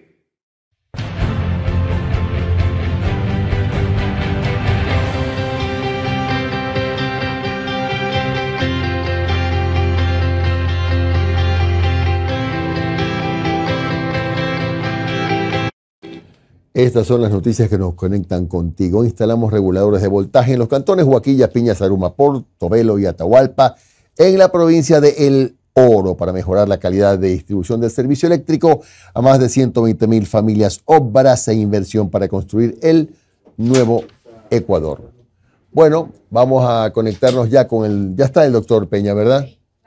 Ya con el doctor Eduardo Peña, presidente del Consejo Directivo del IES, a quien le damos la más cordial bienvenida. ¿Qué tal, Eduardo? Jimmy, buenos días. Gracias por la entrevista. Saludos.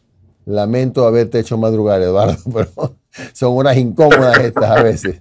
Pero Jimmy, bueno. a esta edad madrugas todos los días. Bueno, Eduardo, la confianza es por una vieja amistad que nos une. Eduardo, hay algunas preguntas respecto de los cambios que se plantean en la institución, pero hay una que nos preocupa porque es de último momento, ¿no? ¿Qué pasa que hay directores de hospitales que están renunciando? ¿Es acto voluntario o hay acaso alguna suerte de presión para asustarlos y para que presenten su renuncia y se vayan? Acaba de pasar en el Andrade Marín. A ver, sí, esto es únicamente en el Andrade Marín realmente. Fausto Guerrero, que fue nombrado por esta administración la semana pasada, el día de ayer por la tarde, decidió poner su renuncia. Pienso yo que, bueno, mira, el Andrade Marín es un gran hospital, tiene alrededor de 3.900 empleados y es un hospital nivel 3. Ellos hacen trasplantes de médula, renales, etcétera. Es decir, tienen una capacidad muy, muy alta en tecnología. Y yo pienso básicamente, si me refiero pues a la entrevista, a la renuncia de Fausto Guerrero, él cita unos hechos extraños que han ocurrido desde que asumió hace una semana. Asumo yo que sí, eventualmente se ha asustado por algo y ha renunciado. Así que en el transcurso de esta semana estaremos poniendo un sustituto, que es lo que toca. Pero eso no ha pasado en otros hospitales, Eduardo, solamente es en No, a ver, hemos hecho cambios en pocos hospitales todavía. En el Teodoro Maldonado hoy está a cargo Rubén Egas Peña. Ya. En el Hospital de los Ceibos está a cargo Jorge Salas. Entiendo que ellos no han tenido ese tipo de problemas. Es una pena que esto haya pasado en el Andrade Marín. Pero bueno, así es la vida. O sea, ¿qué te puedo decir? Ya. Ahora, Eduardo, ¿qué pasó con Leonardo Viteri, que había sido nombrado como, no sé si el cargo es coordinador del tema de salud, que ya no está, contigo? A Leonardo nunca pude convencerlo totalmente, Jimmy. Ajá. Desgraciadamente. Ya. Sí. Bueno, para seguir evacuando estos temas que la gente pregunta, y te agradezco la franqueza, Eduardo. Otro que se fue es Germán Lynch, que estuvo poquitos días. ¿Por qué se fue Germán Lynch? Ese se fue porque tuvo una pelea conmigo. Ya no soy una pera en dulce y nuestros efectos de edad empeoran. Pero bueno, por temas de coordinación o porque no está de acuerdo con la forma como tú quieres llevar a la institución, ¿o qué? Eso. Sí, o sea, discusiones que se dan al interior. Cuando estás en estas transformaciones, obviamente surgen discrepancias y bueno, la piola se rompe por el lado más flaco. Claro. Ahora, Eduardo, puedo decir yo por mi cuenta que hay gente que a la interna no quiere cambios. Definitivamente.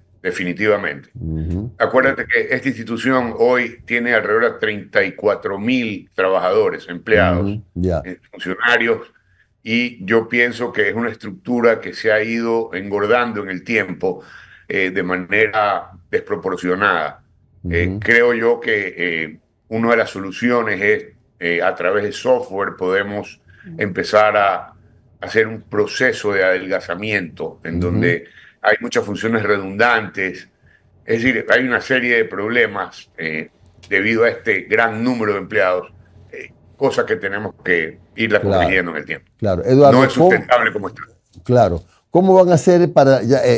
Omar tiene otras preguntas en otros temas importantes, pero quiero saber yo lo de la incorporación de los jóvenes a la seguridad social, que tengo entendido que con un aporte de entre 18 y 24 años, con un aporte de $50 puedan acceder a todos los servicios. Esto permitiría el incremento entre 60 y 70 mil afiliados nuevos, que esa es la idea, ¿verdad? Bueno, ¿cómo funcionaría esto? ¿Cómo funcionaría?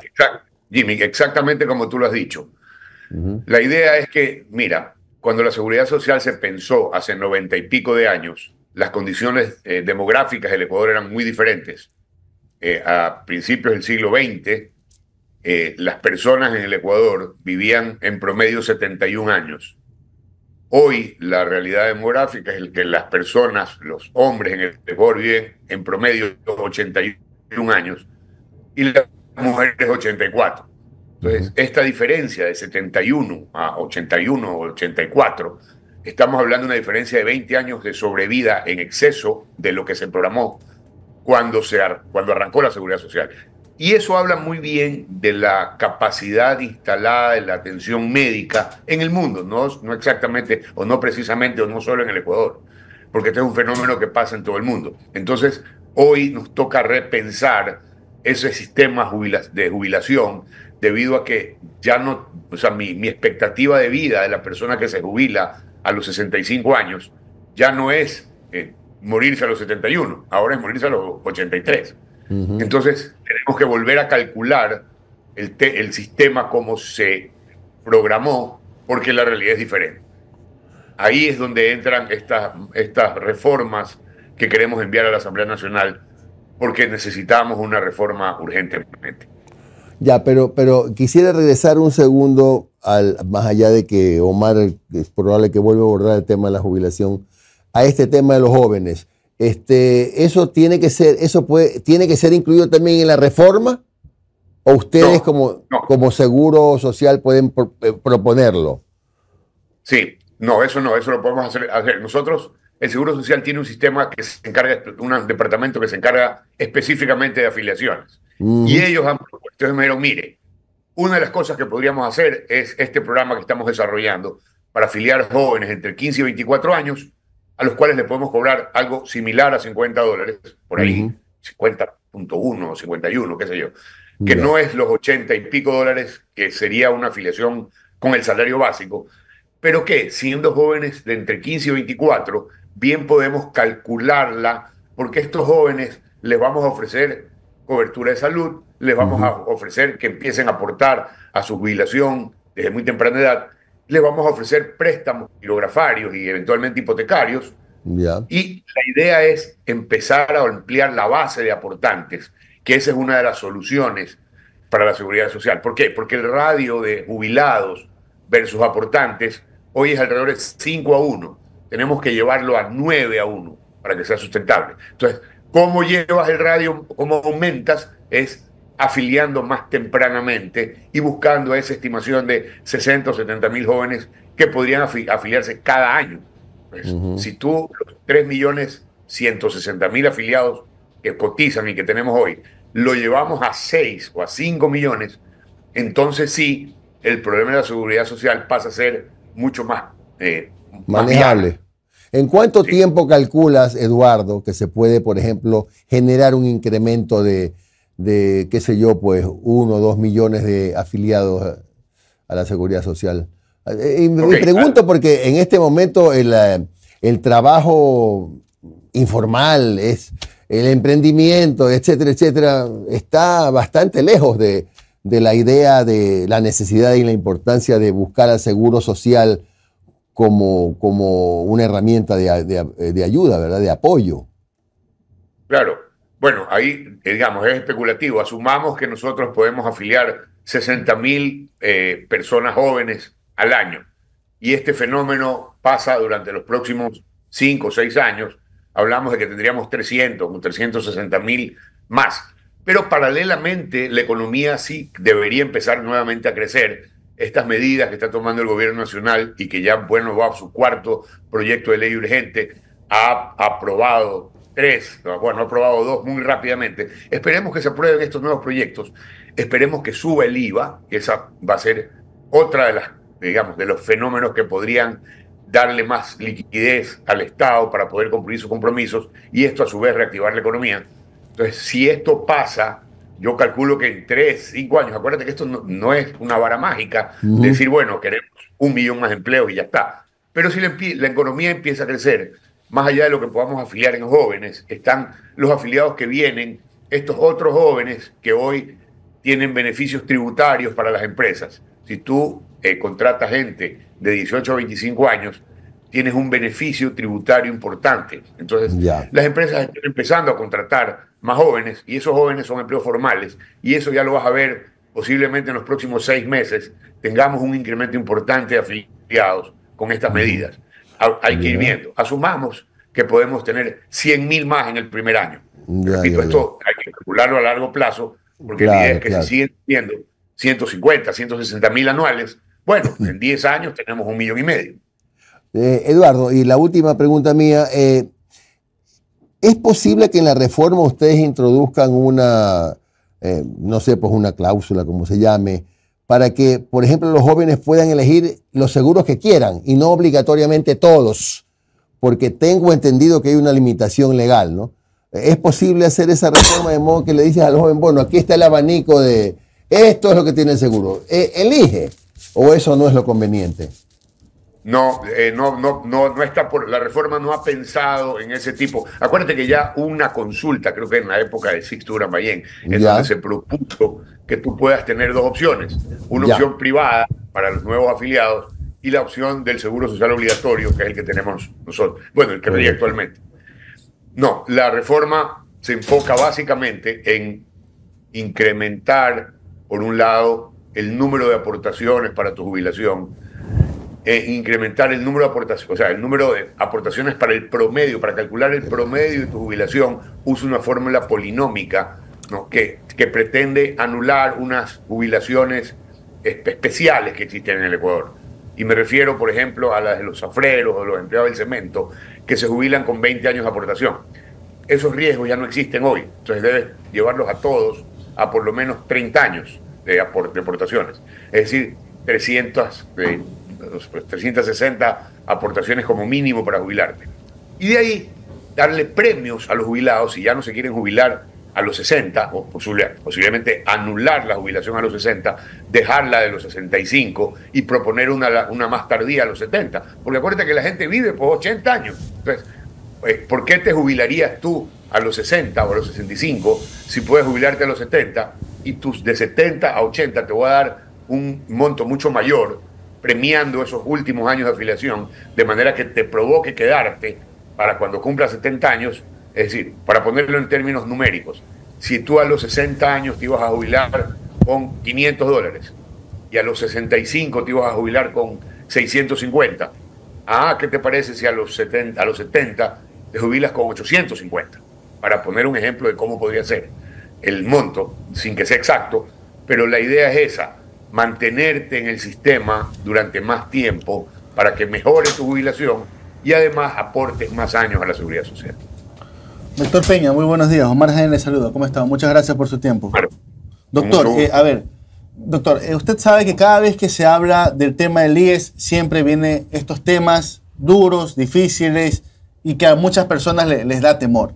A ver, en el gobierno de Guillermo Lasso se hizo una propuesta en donde, entre otras cosas, estaba subir la edad de jubilación o subir los aportes, subir, como usted acaba de explicar, ¿no? ¿Verdad? Los años de cálculo para promediar tu pensión, que de lo que se analizó en ese momento mantener. Y yo creo que el ecuatoriano hoy por hoy necesita certezas y realidades. O sea, ¿se va a plantear sí o sí una elevación de la edad de la jubilación? Eso es algo que creo que todo el mundo nos viene preguntando.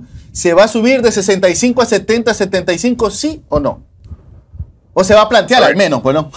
Al menos. A ver, se va a plantear, es que no. A ver, lo que se plantea es mejorar tu ingreso si te jubilas más tarde.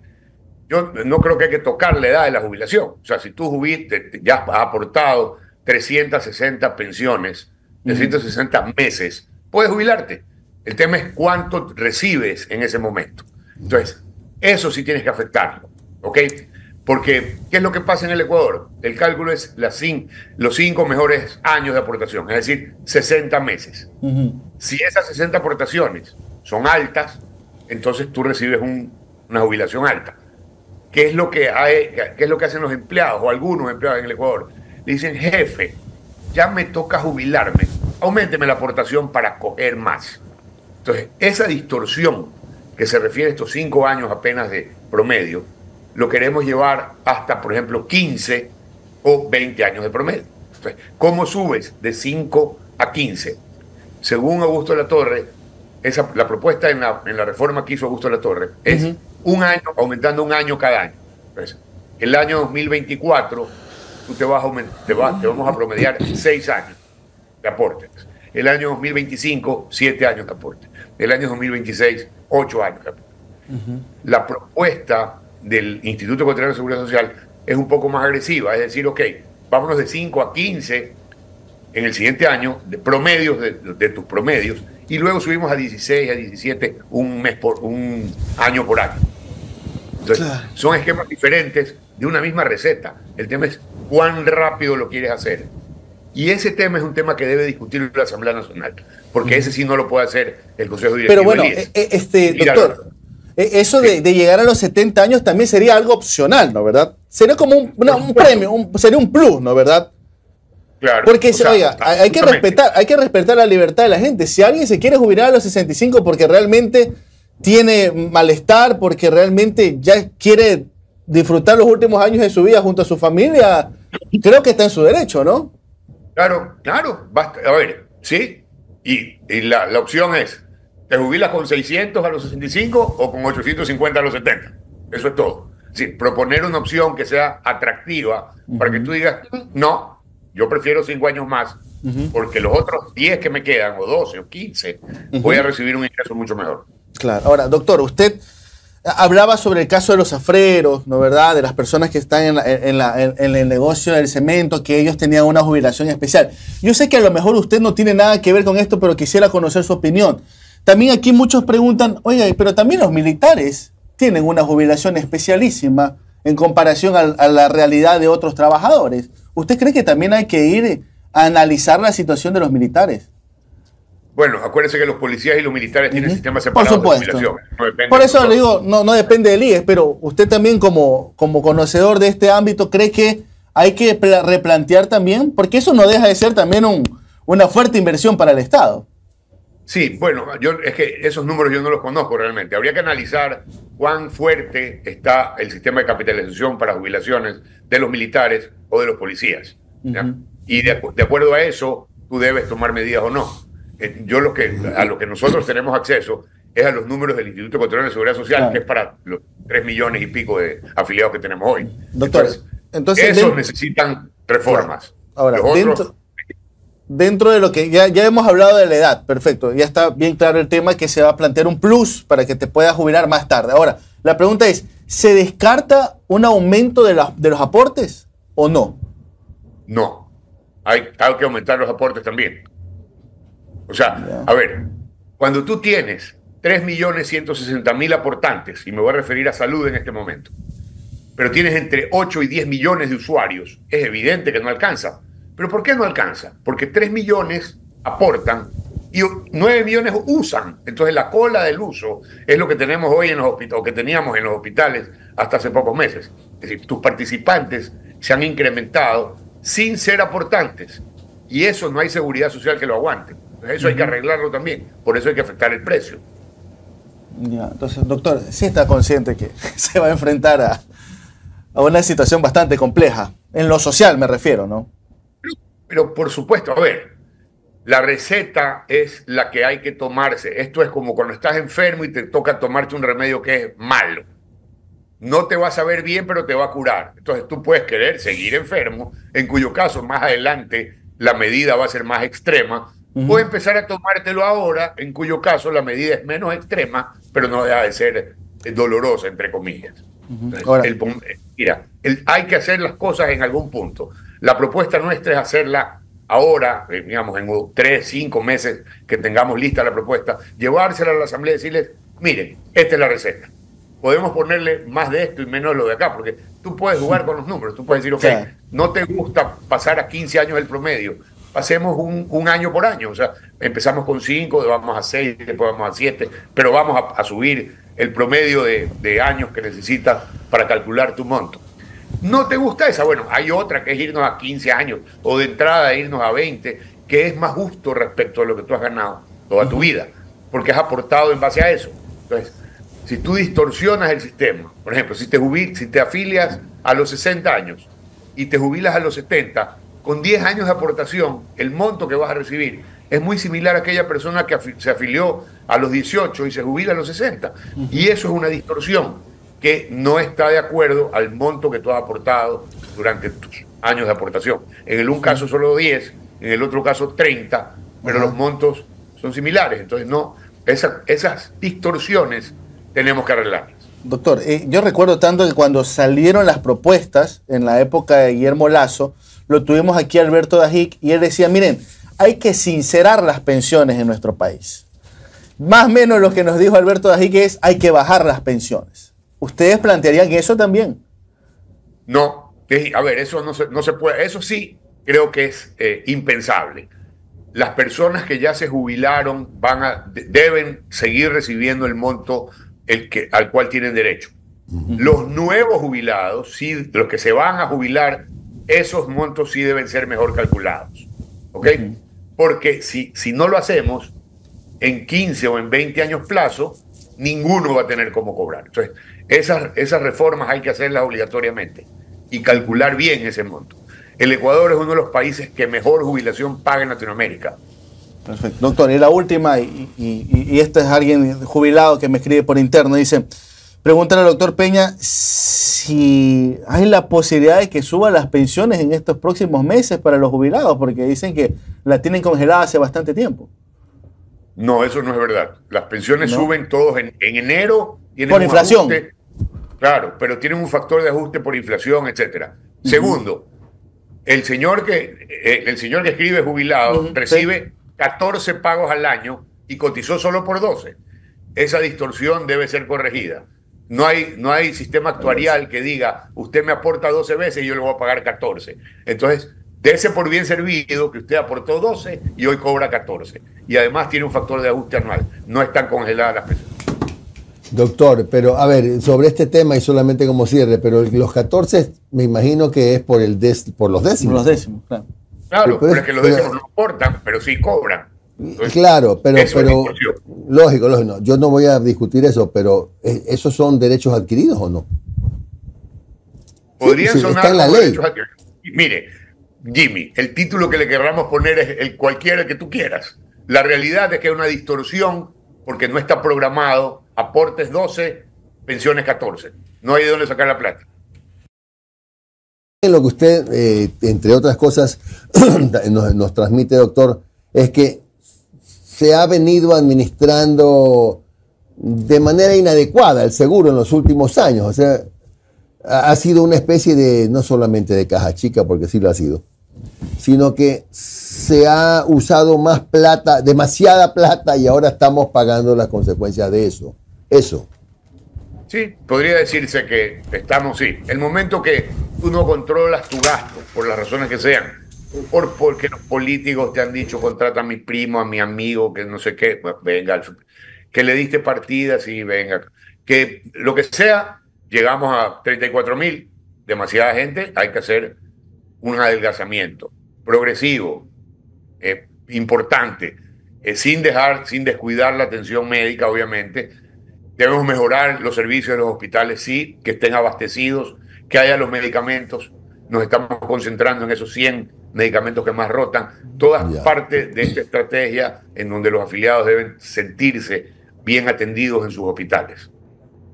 Bien, Eduardo. Ojalá pueda tenerte en algún otro momento para continuar hablando, porque el tema del seguro es que no sabes qué importante y cuánta gente ha intervenido ahora en los muros. Muchas gracias, Eduardo. Que tengas un buen día.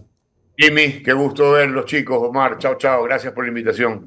Muy bien, 7 de la mañana con 30 minutos. El tema es ciertamente polémico y ya esperamos tenerlo al doctor Peña en una próxima oportunidad para volver a conversar del tema de la seguridad social, que ciertamente es ampliamente debatible. Y la reforma todavía demora 4 o 5 meses, pero se está construyendo el documento ya.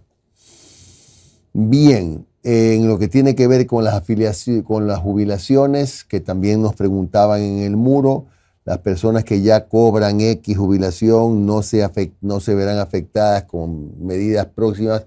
Y además hay que ver lo que aprueba la Asamblea. O sea, es un proceso, tampoco es, ya está hecho, ¿no? Eso es un asunto, para usar unas frases de moda, no es de soplar y hacer botellas. 7:31. Bueno, vamos a una más antes del corte porque necesitamos evacuar información importante.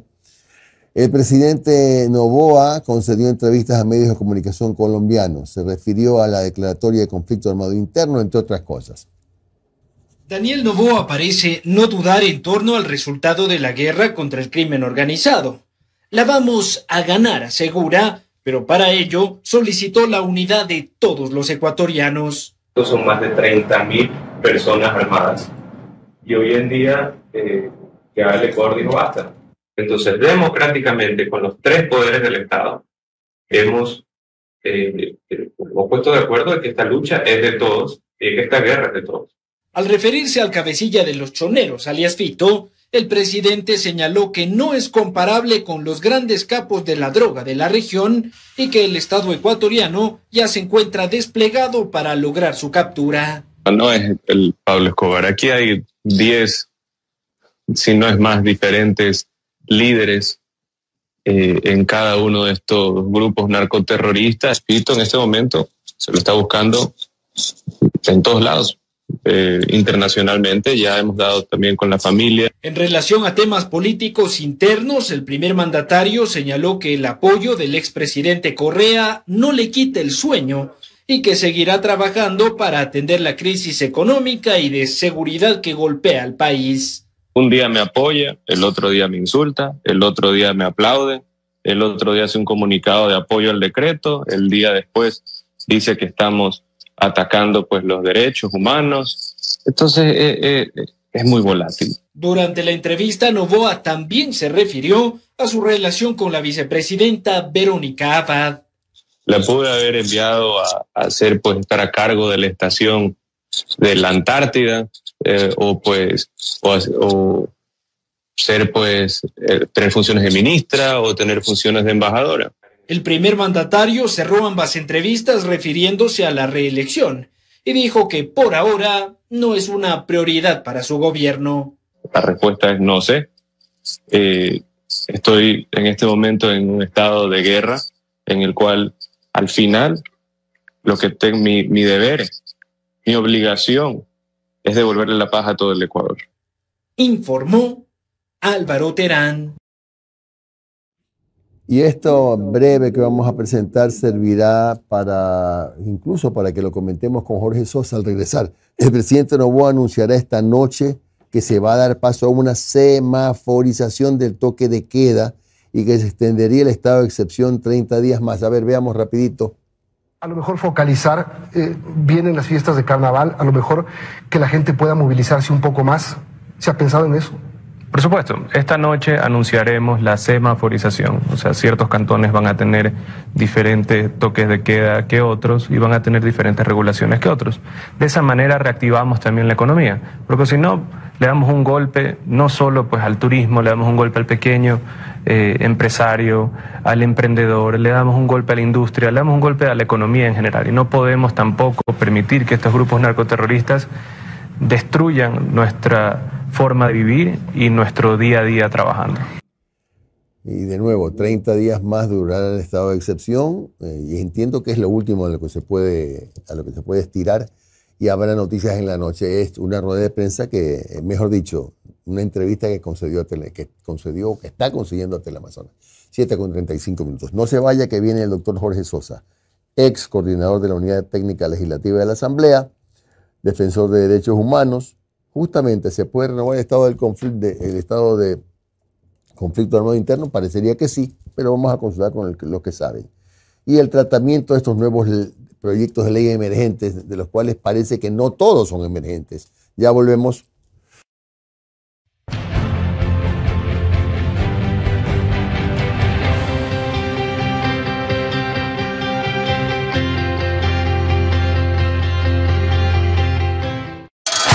Sé parte de Un Café con JJ. Da a conocer tu marca y pauta con nosotros.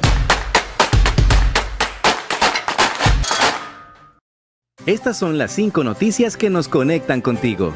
Los clientes de Santa Elena cuentan con un nuevo sistema comercial. Instalamos reguladores de voltaje en los cantones Huaquillas, Piñas, Zaruma, Portobelo y Atahualpa, en la provincia del Oro. Los clientes de playas pueden realizar sus trámites en las agencias de su cantón o en Guayaquil. Ampliamos el parque automotor con 70 nuevos vehículos. En el cantón San Vicente, provincia de Manabí, entregamos obras en 11 comunidades rurales.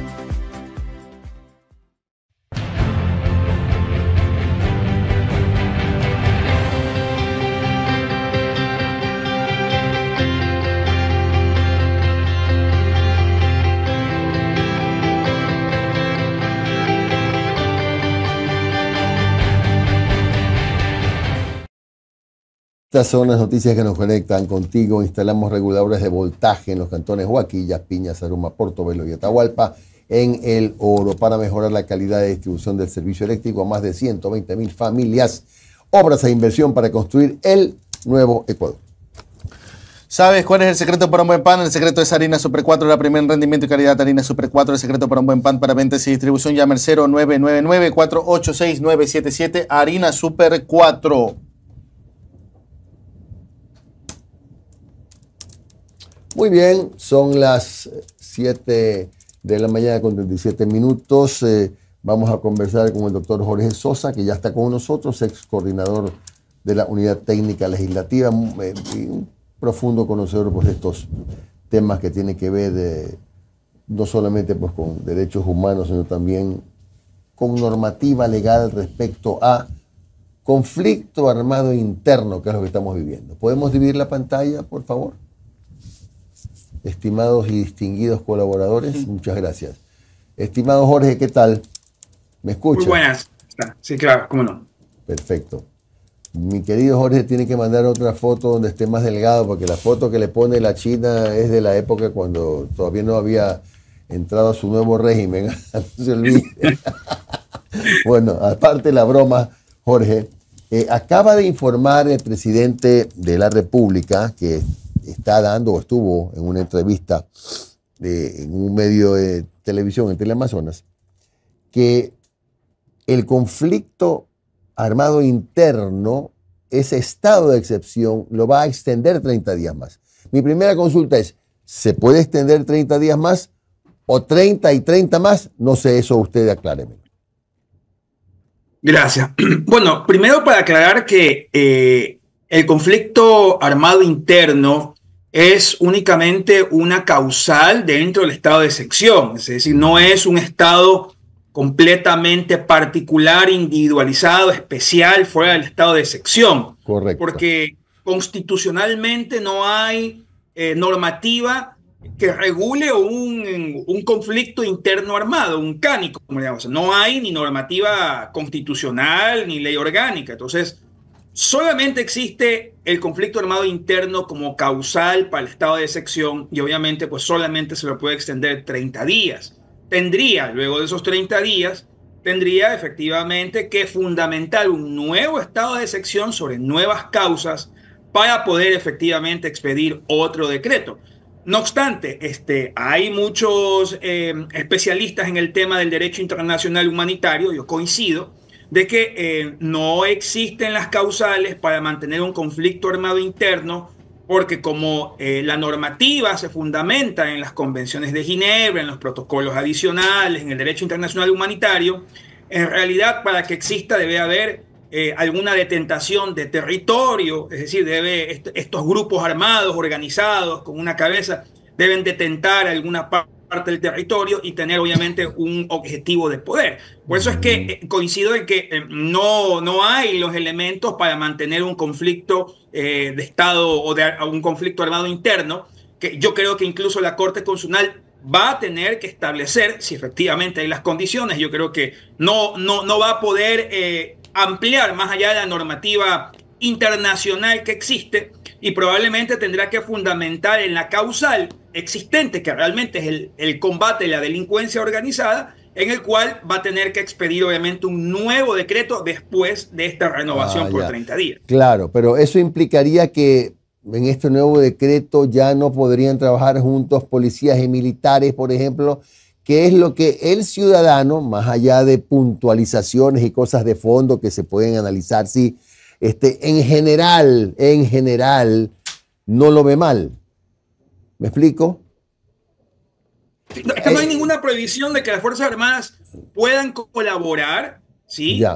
Con un estado de excepción bajo la causal combate contra la delincuencia. Eso incluso lo permite la Constitución, ¿no? El problema con declarar un conflicto armado interno bajo las reglas del derecho internacional humanitario es que usted está otorgándole la capacidad o el estatus de beligerante a grupos que son criminales, y obviamente eso significa de que tendrían posibilidad de solicitar un armisticio, un cese al fuego, unas negociaciones, ¿no? Imagínense, tanto tiempo la FARC en Colombia luchó para que los consideren dentro de un conflicto armado interno, que cuando se los consideró inmediatamente se generó la vía de pacificación, obviamente de buscar negociaciones de paz. Sí, eso es lo peligroso de mantener el conflicto armado interno, en que se otorgan cierto tipo de derechos, podríamos decir, entre los combatientes establecidos en las convenciones de Ginebra y en el derecho internacional humanitario, que no deben tener los grupos criminales. No hay ningún problema en que la causal sea el combate de la delincuencia, que sí está autorizado un estado de excepción para que las Fuerzas Armadas puedan continuar y puedan actuar. Claro, ese es un buen punto. O sea que, imaginémonos, mañana determinados ciudadanos que han sido aprehendidos, etcétera, etcétera, consideran que se han violado sus derechos y pueden demandar al Estado.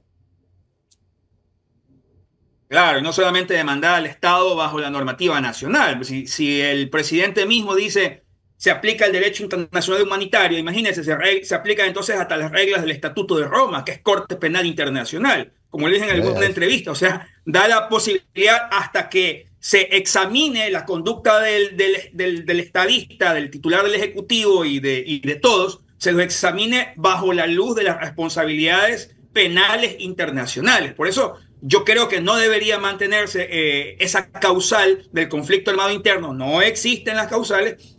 Volver a fundamentar un estado de excepción sobre el avance del combate a la delincuencia, que las Fuerzas Armadas tienen toda la capacidad de poder seguir, obviamente, colaborando. ¿Sí? Ahora, una pregunta que se me ocurre en este rato, aunque seguramente, mentiras, hace rato que la tenía en la mente. ¿Y por qué, por ejemplo, en el gobierno del señor Lasso no pasó esto que usted dice? Que sí se puede, pues, que sí pueden trabajar juntos policías, Fuerzas Armadas, pueden hacer todo lo que han estado haciendo ahora. ¿Por qué no pasó? Bueno, yo creo que fue falta de voluntad, porque sí salieron las Fuerzas Armadas en varios estados de sección, lo vimos. ¿Sí? Pero no era igual, ¿eh?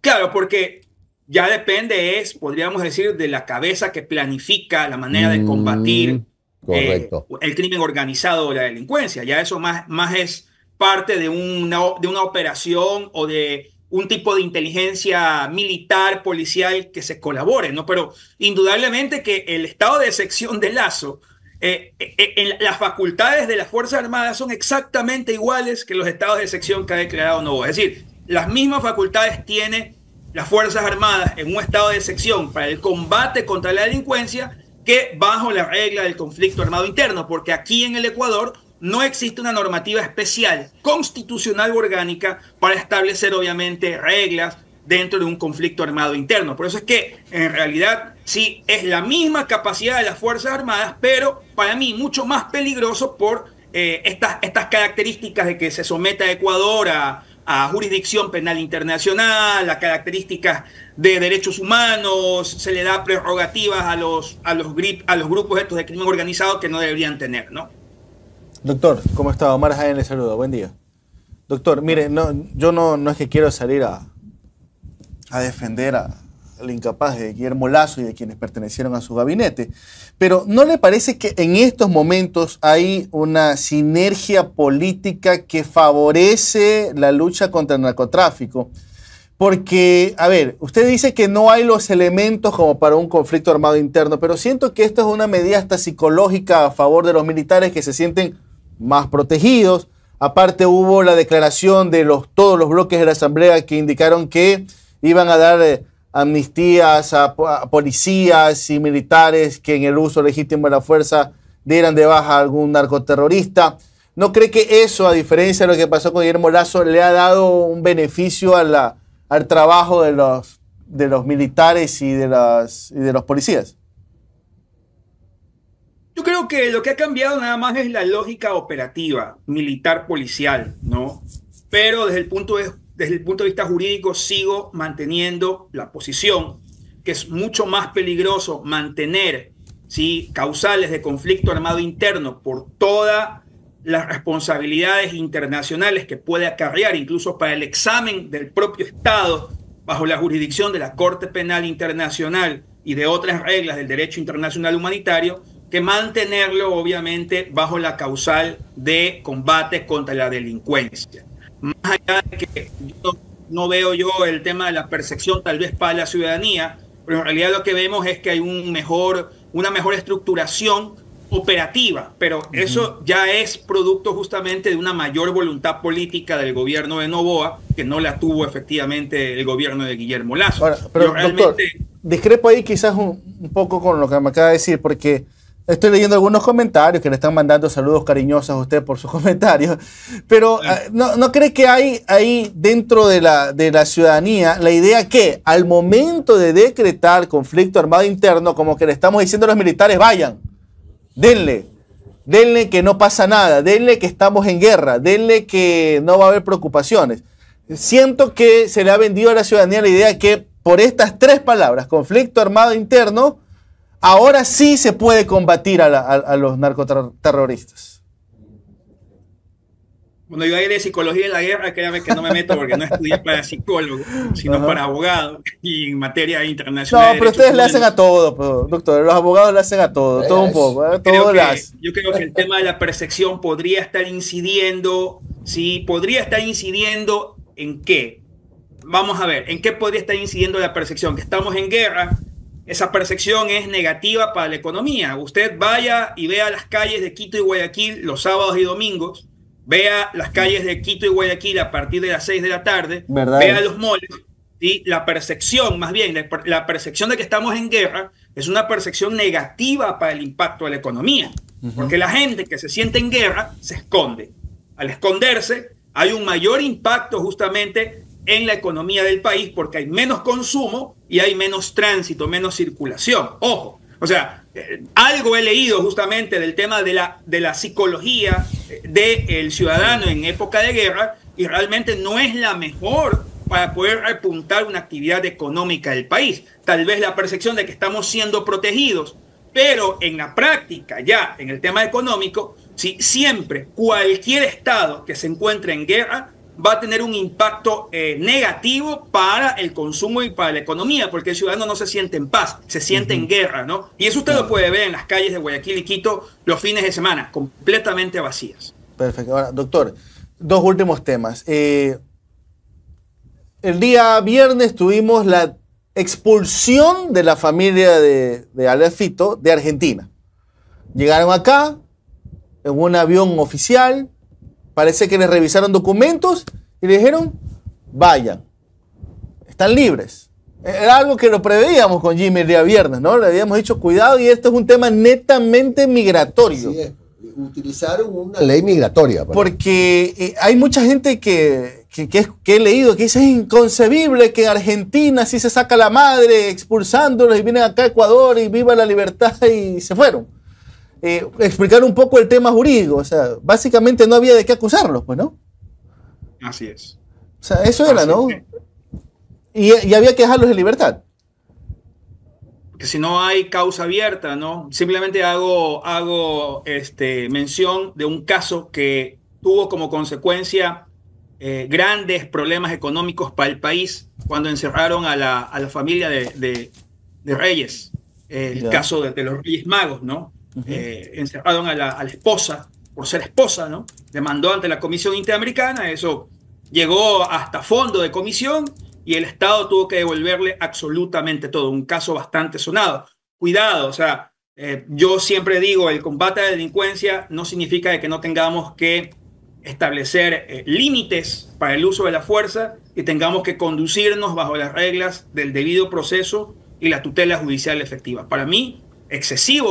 Si hubiera un operativo con helicóptero, ¿cuál es la necesidad de hacerlo de esa naturaleza? Que hasta la ministra, obviamente, pues comparezca si era un tema únicamente migratorio, ¿no? Yo creo que si hubieron violaciones, ¿sí? Dentro de lo que fue el país Argentina, si no hay ninguna causa, no tienen por qué estar detenidos. El combate es contra los que forman parte, obviamente, de los núcleos de delincuencia organizada. El combate de la delincuencia es necesario, pero también, como en todo país civilizado y democrático, hay límites y hay un proceso que siempre hay que conducirlo. Gracias, doctor Jorge Sosa. Él fue coordinador de la Unidad Técnica Legislativa. No tuvimos tiempo de hablar del asunto de los proyectos emergentes, pero bueno, abordamos un montón de temas que nos pedían los televidentes en el muro. Muchas gracias, mi querido Jorge. Un abrazo. Bueno, son las 7 de la mañana con 51 minutos. Siempre es interesante conocer estos criterios. Fíjense ustedes que me llamó poderosamente la atención que el presidente bien podría mantener, por ejemplo, un estado de excepción, pero con otra causal, sin necesidad del tema del conflicto armado. Ese es el criterio de él, ¿no? Sí, así es. Es decir, si antes no operaron la policía y las Fuerzas Armadas como operan ahora en los estados de emergencia, ha sido por alguna otra razón, pero no porque la ley se los haya prohibido. Importante. Bueno, vamos a continuar entonces, amigos, son las 7:52 minutos. Vamos con la número 27. Yo creo que, a propósito, cometí un desliz, según me dijo un televidente. que yo dije que el gobierno argentino expulsó a Fito. Yo no dije eso, o si lo dije, me disculpo. Es a la familia de alias Fito. Según los registros judiciales, Mariela Peña Rieta, pareja de alias Fito, fue procesada en Ecuador en su momento por enriquecimiento ilícito, defraudación tributaria, lavado de activos y delincuencia organizada, pero en todos los casos fue absuelta, nos dice RTS. Es una de las fotografías de la familia completa: Adolfo Macías, alias Fito, sus hijos y su esposa Inda Mariela Peñarrieta Tuárez, quien desde hace 7 años ya registra procesos abiertos en el sistema judicial del país por el dinero que movía, siendo en ese entonces trabajadora en servicios médicos en la ciudad de Manta, en Manabí. En el año 2017 se abrió una investigación por delincuencia organizada, entre ellas 20 personas, incluido alias Fito. Pero el fiscal de ese entonces, César Suárez, asesinado ese miércoles en Guayaquil, no la acusó. En ese caso analizaron sus finanzas, que superaban $1 millón. En el 2020, Peñarrieta enfrentó una acusación por la Fiscalía en una investigación por el delito de lavado de activos, defraudación tributaria e enriquecimiento privado no justificado. En aquel expediente los informes fueron emitidos por el SRI y la UAFE. Ahí le descubrieron que manejó aproximadamente $2.1 millón en 6 años y que estaba a cargo de empresas ligadas al transporte de carga. Sin embargo, en el 2021 fue sobreseída. En el 2022 se ratificó su inocencia.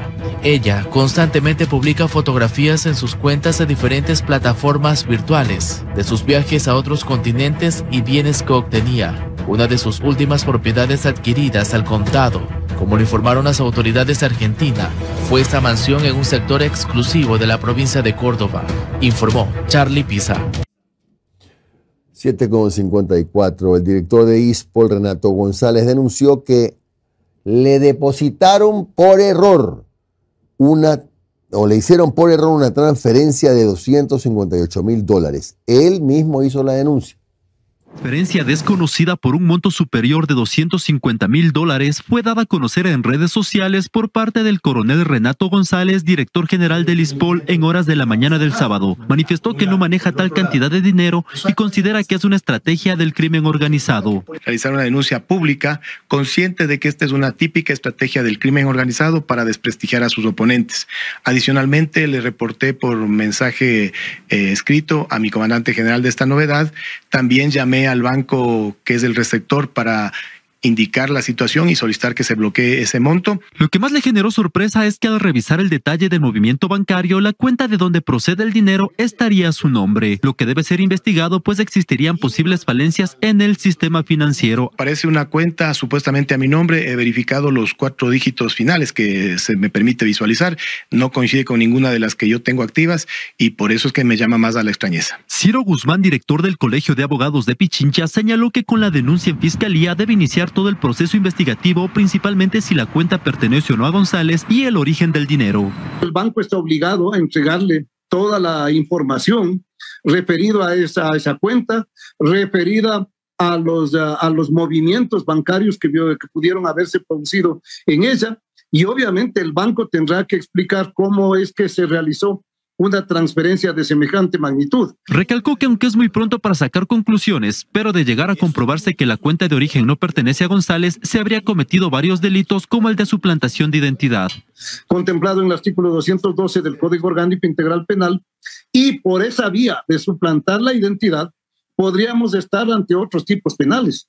La posibilidad, por ejemplo, de un lavado de activos. González pondrá la denuncia a primera hora en fiscalía y espera que su caso pueda servir como precedente y, de ser necesario, se establezcan más controles en los procedimientos transaccionales del sistema bancario y así evitar que las redes de corrupción se tomen la banca. Patricio Aguas, TC Televisión. El presidente Daniel Noboa se refirió al tema del IVA en la entrevista en Teleamazonas. Aquí está. A ver, no es solo el IVA, es cómo financiar esta guerra, cómo luchar contra estos grupos narcoterroristas que están llenos de dinero. Y no es la única medida. En el IVA se puede conversar, se puede tener un punto medio. Yo estoy de acuerdo con que sea temporal, por ejemplo, pero también parte debería ser temporal, parte debería ser ingresos permanentes. ¿Por qué? Porque demuestra al mundo también salud económica del Estado. Vamos a recortar $1.000 millones en gastos muchos de ellos administrativos innecesarios, dentro del Estado también, porque el Estado también tiene que apretar el cinturón y hacer un sacrificio, es esencial. Pero hay ciertas cosas las cuales yo no estoy de acuerdo. Por ejemplo, sí estoy de acuerdo en lo que hizo el presidente Correa en el 2016, de que subió el IVA temporalmente al 14%. Lo que pasa es que tienen memoria selectiva. El RC no se acuerda lo que hicieron en el 2016. A ver. Empezaron a sacarse los cueritos al sol, ¿eh?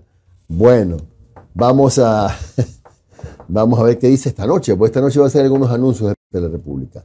Muy bien, vamos a la pregunta. Ya peleamos temprano, que faltó la opción ninguno. Es lo que opinaron muchas personas. Yo soy muy respetuoso, pero les insisto, nosotros no hacemos, yo al menos, Omar menos que yo, no hacemos preguntas a la carta. Eso lo hacemos porque va fluyendo, ¿no? Va fluyendo. La pregunta era, ¿cuál de estos gobiernos ha sido más eficiente en seguridad? Daniel Noboa, 82%, Lenín Moreno, 8%, Guillermo Lazo, 8%, 1.300 votos en YouTube. La misma pregunta en Facebook alcanzó los siguientes resultados. Daniel Noboa, 87%, Lenín Moreno, 7%, Guillermo Lazo, el 7%. De un total de 461 personas que respondieron. Gran total, 1.761 personas participaron en el sondeo en tiempo real de esta mañana. Gracias, queridos amigos, por su sintonía. Esperemos que esta sea una buena semana para todos nosotros, que sigan los avances que se han venido dando en materia de la búsqueda de la paz en este país, que de alguna manera se reactive la economía, porque eso es lo que necesita en este momento el Ecuador, reactivar la economía para no seguir viendo las calles y los negocios vacíos en la medida en que se construye esa paz que tanto anhelamos. Y bueno, vamos a ver qué pasa con el famoso proyecto del IVA del 12 al 15%, que es el tema de la semana. Hasta mañana, los dejamos con los que saben de fútbol en Harta Pelota.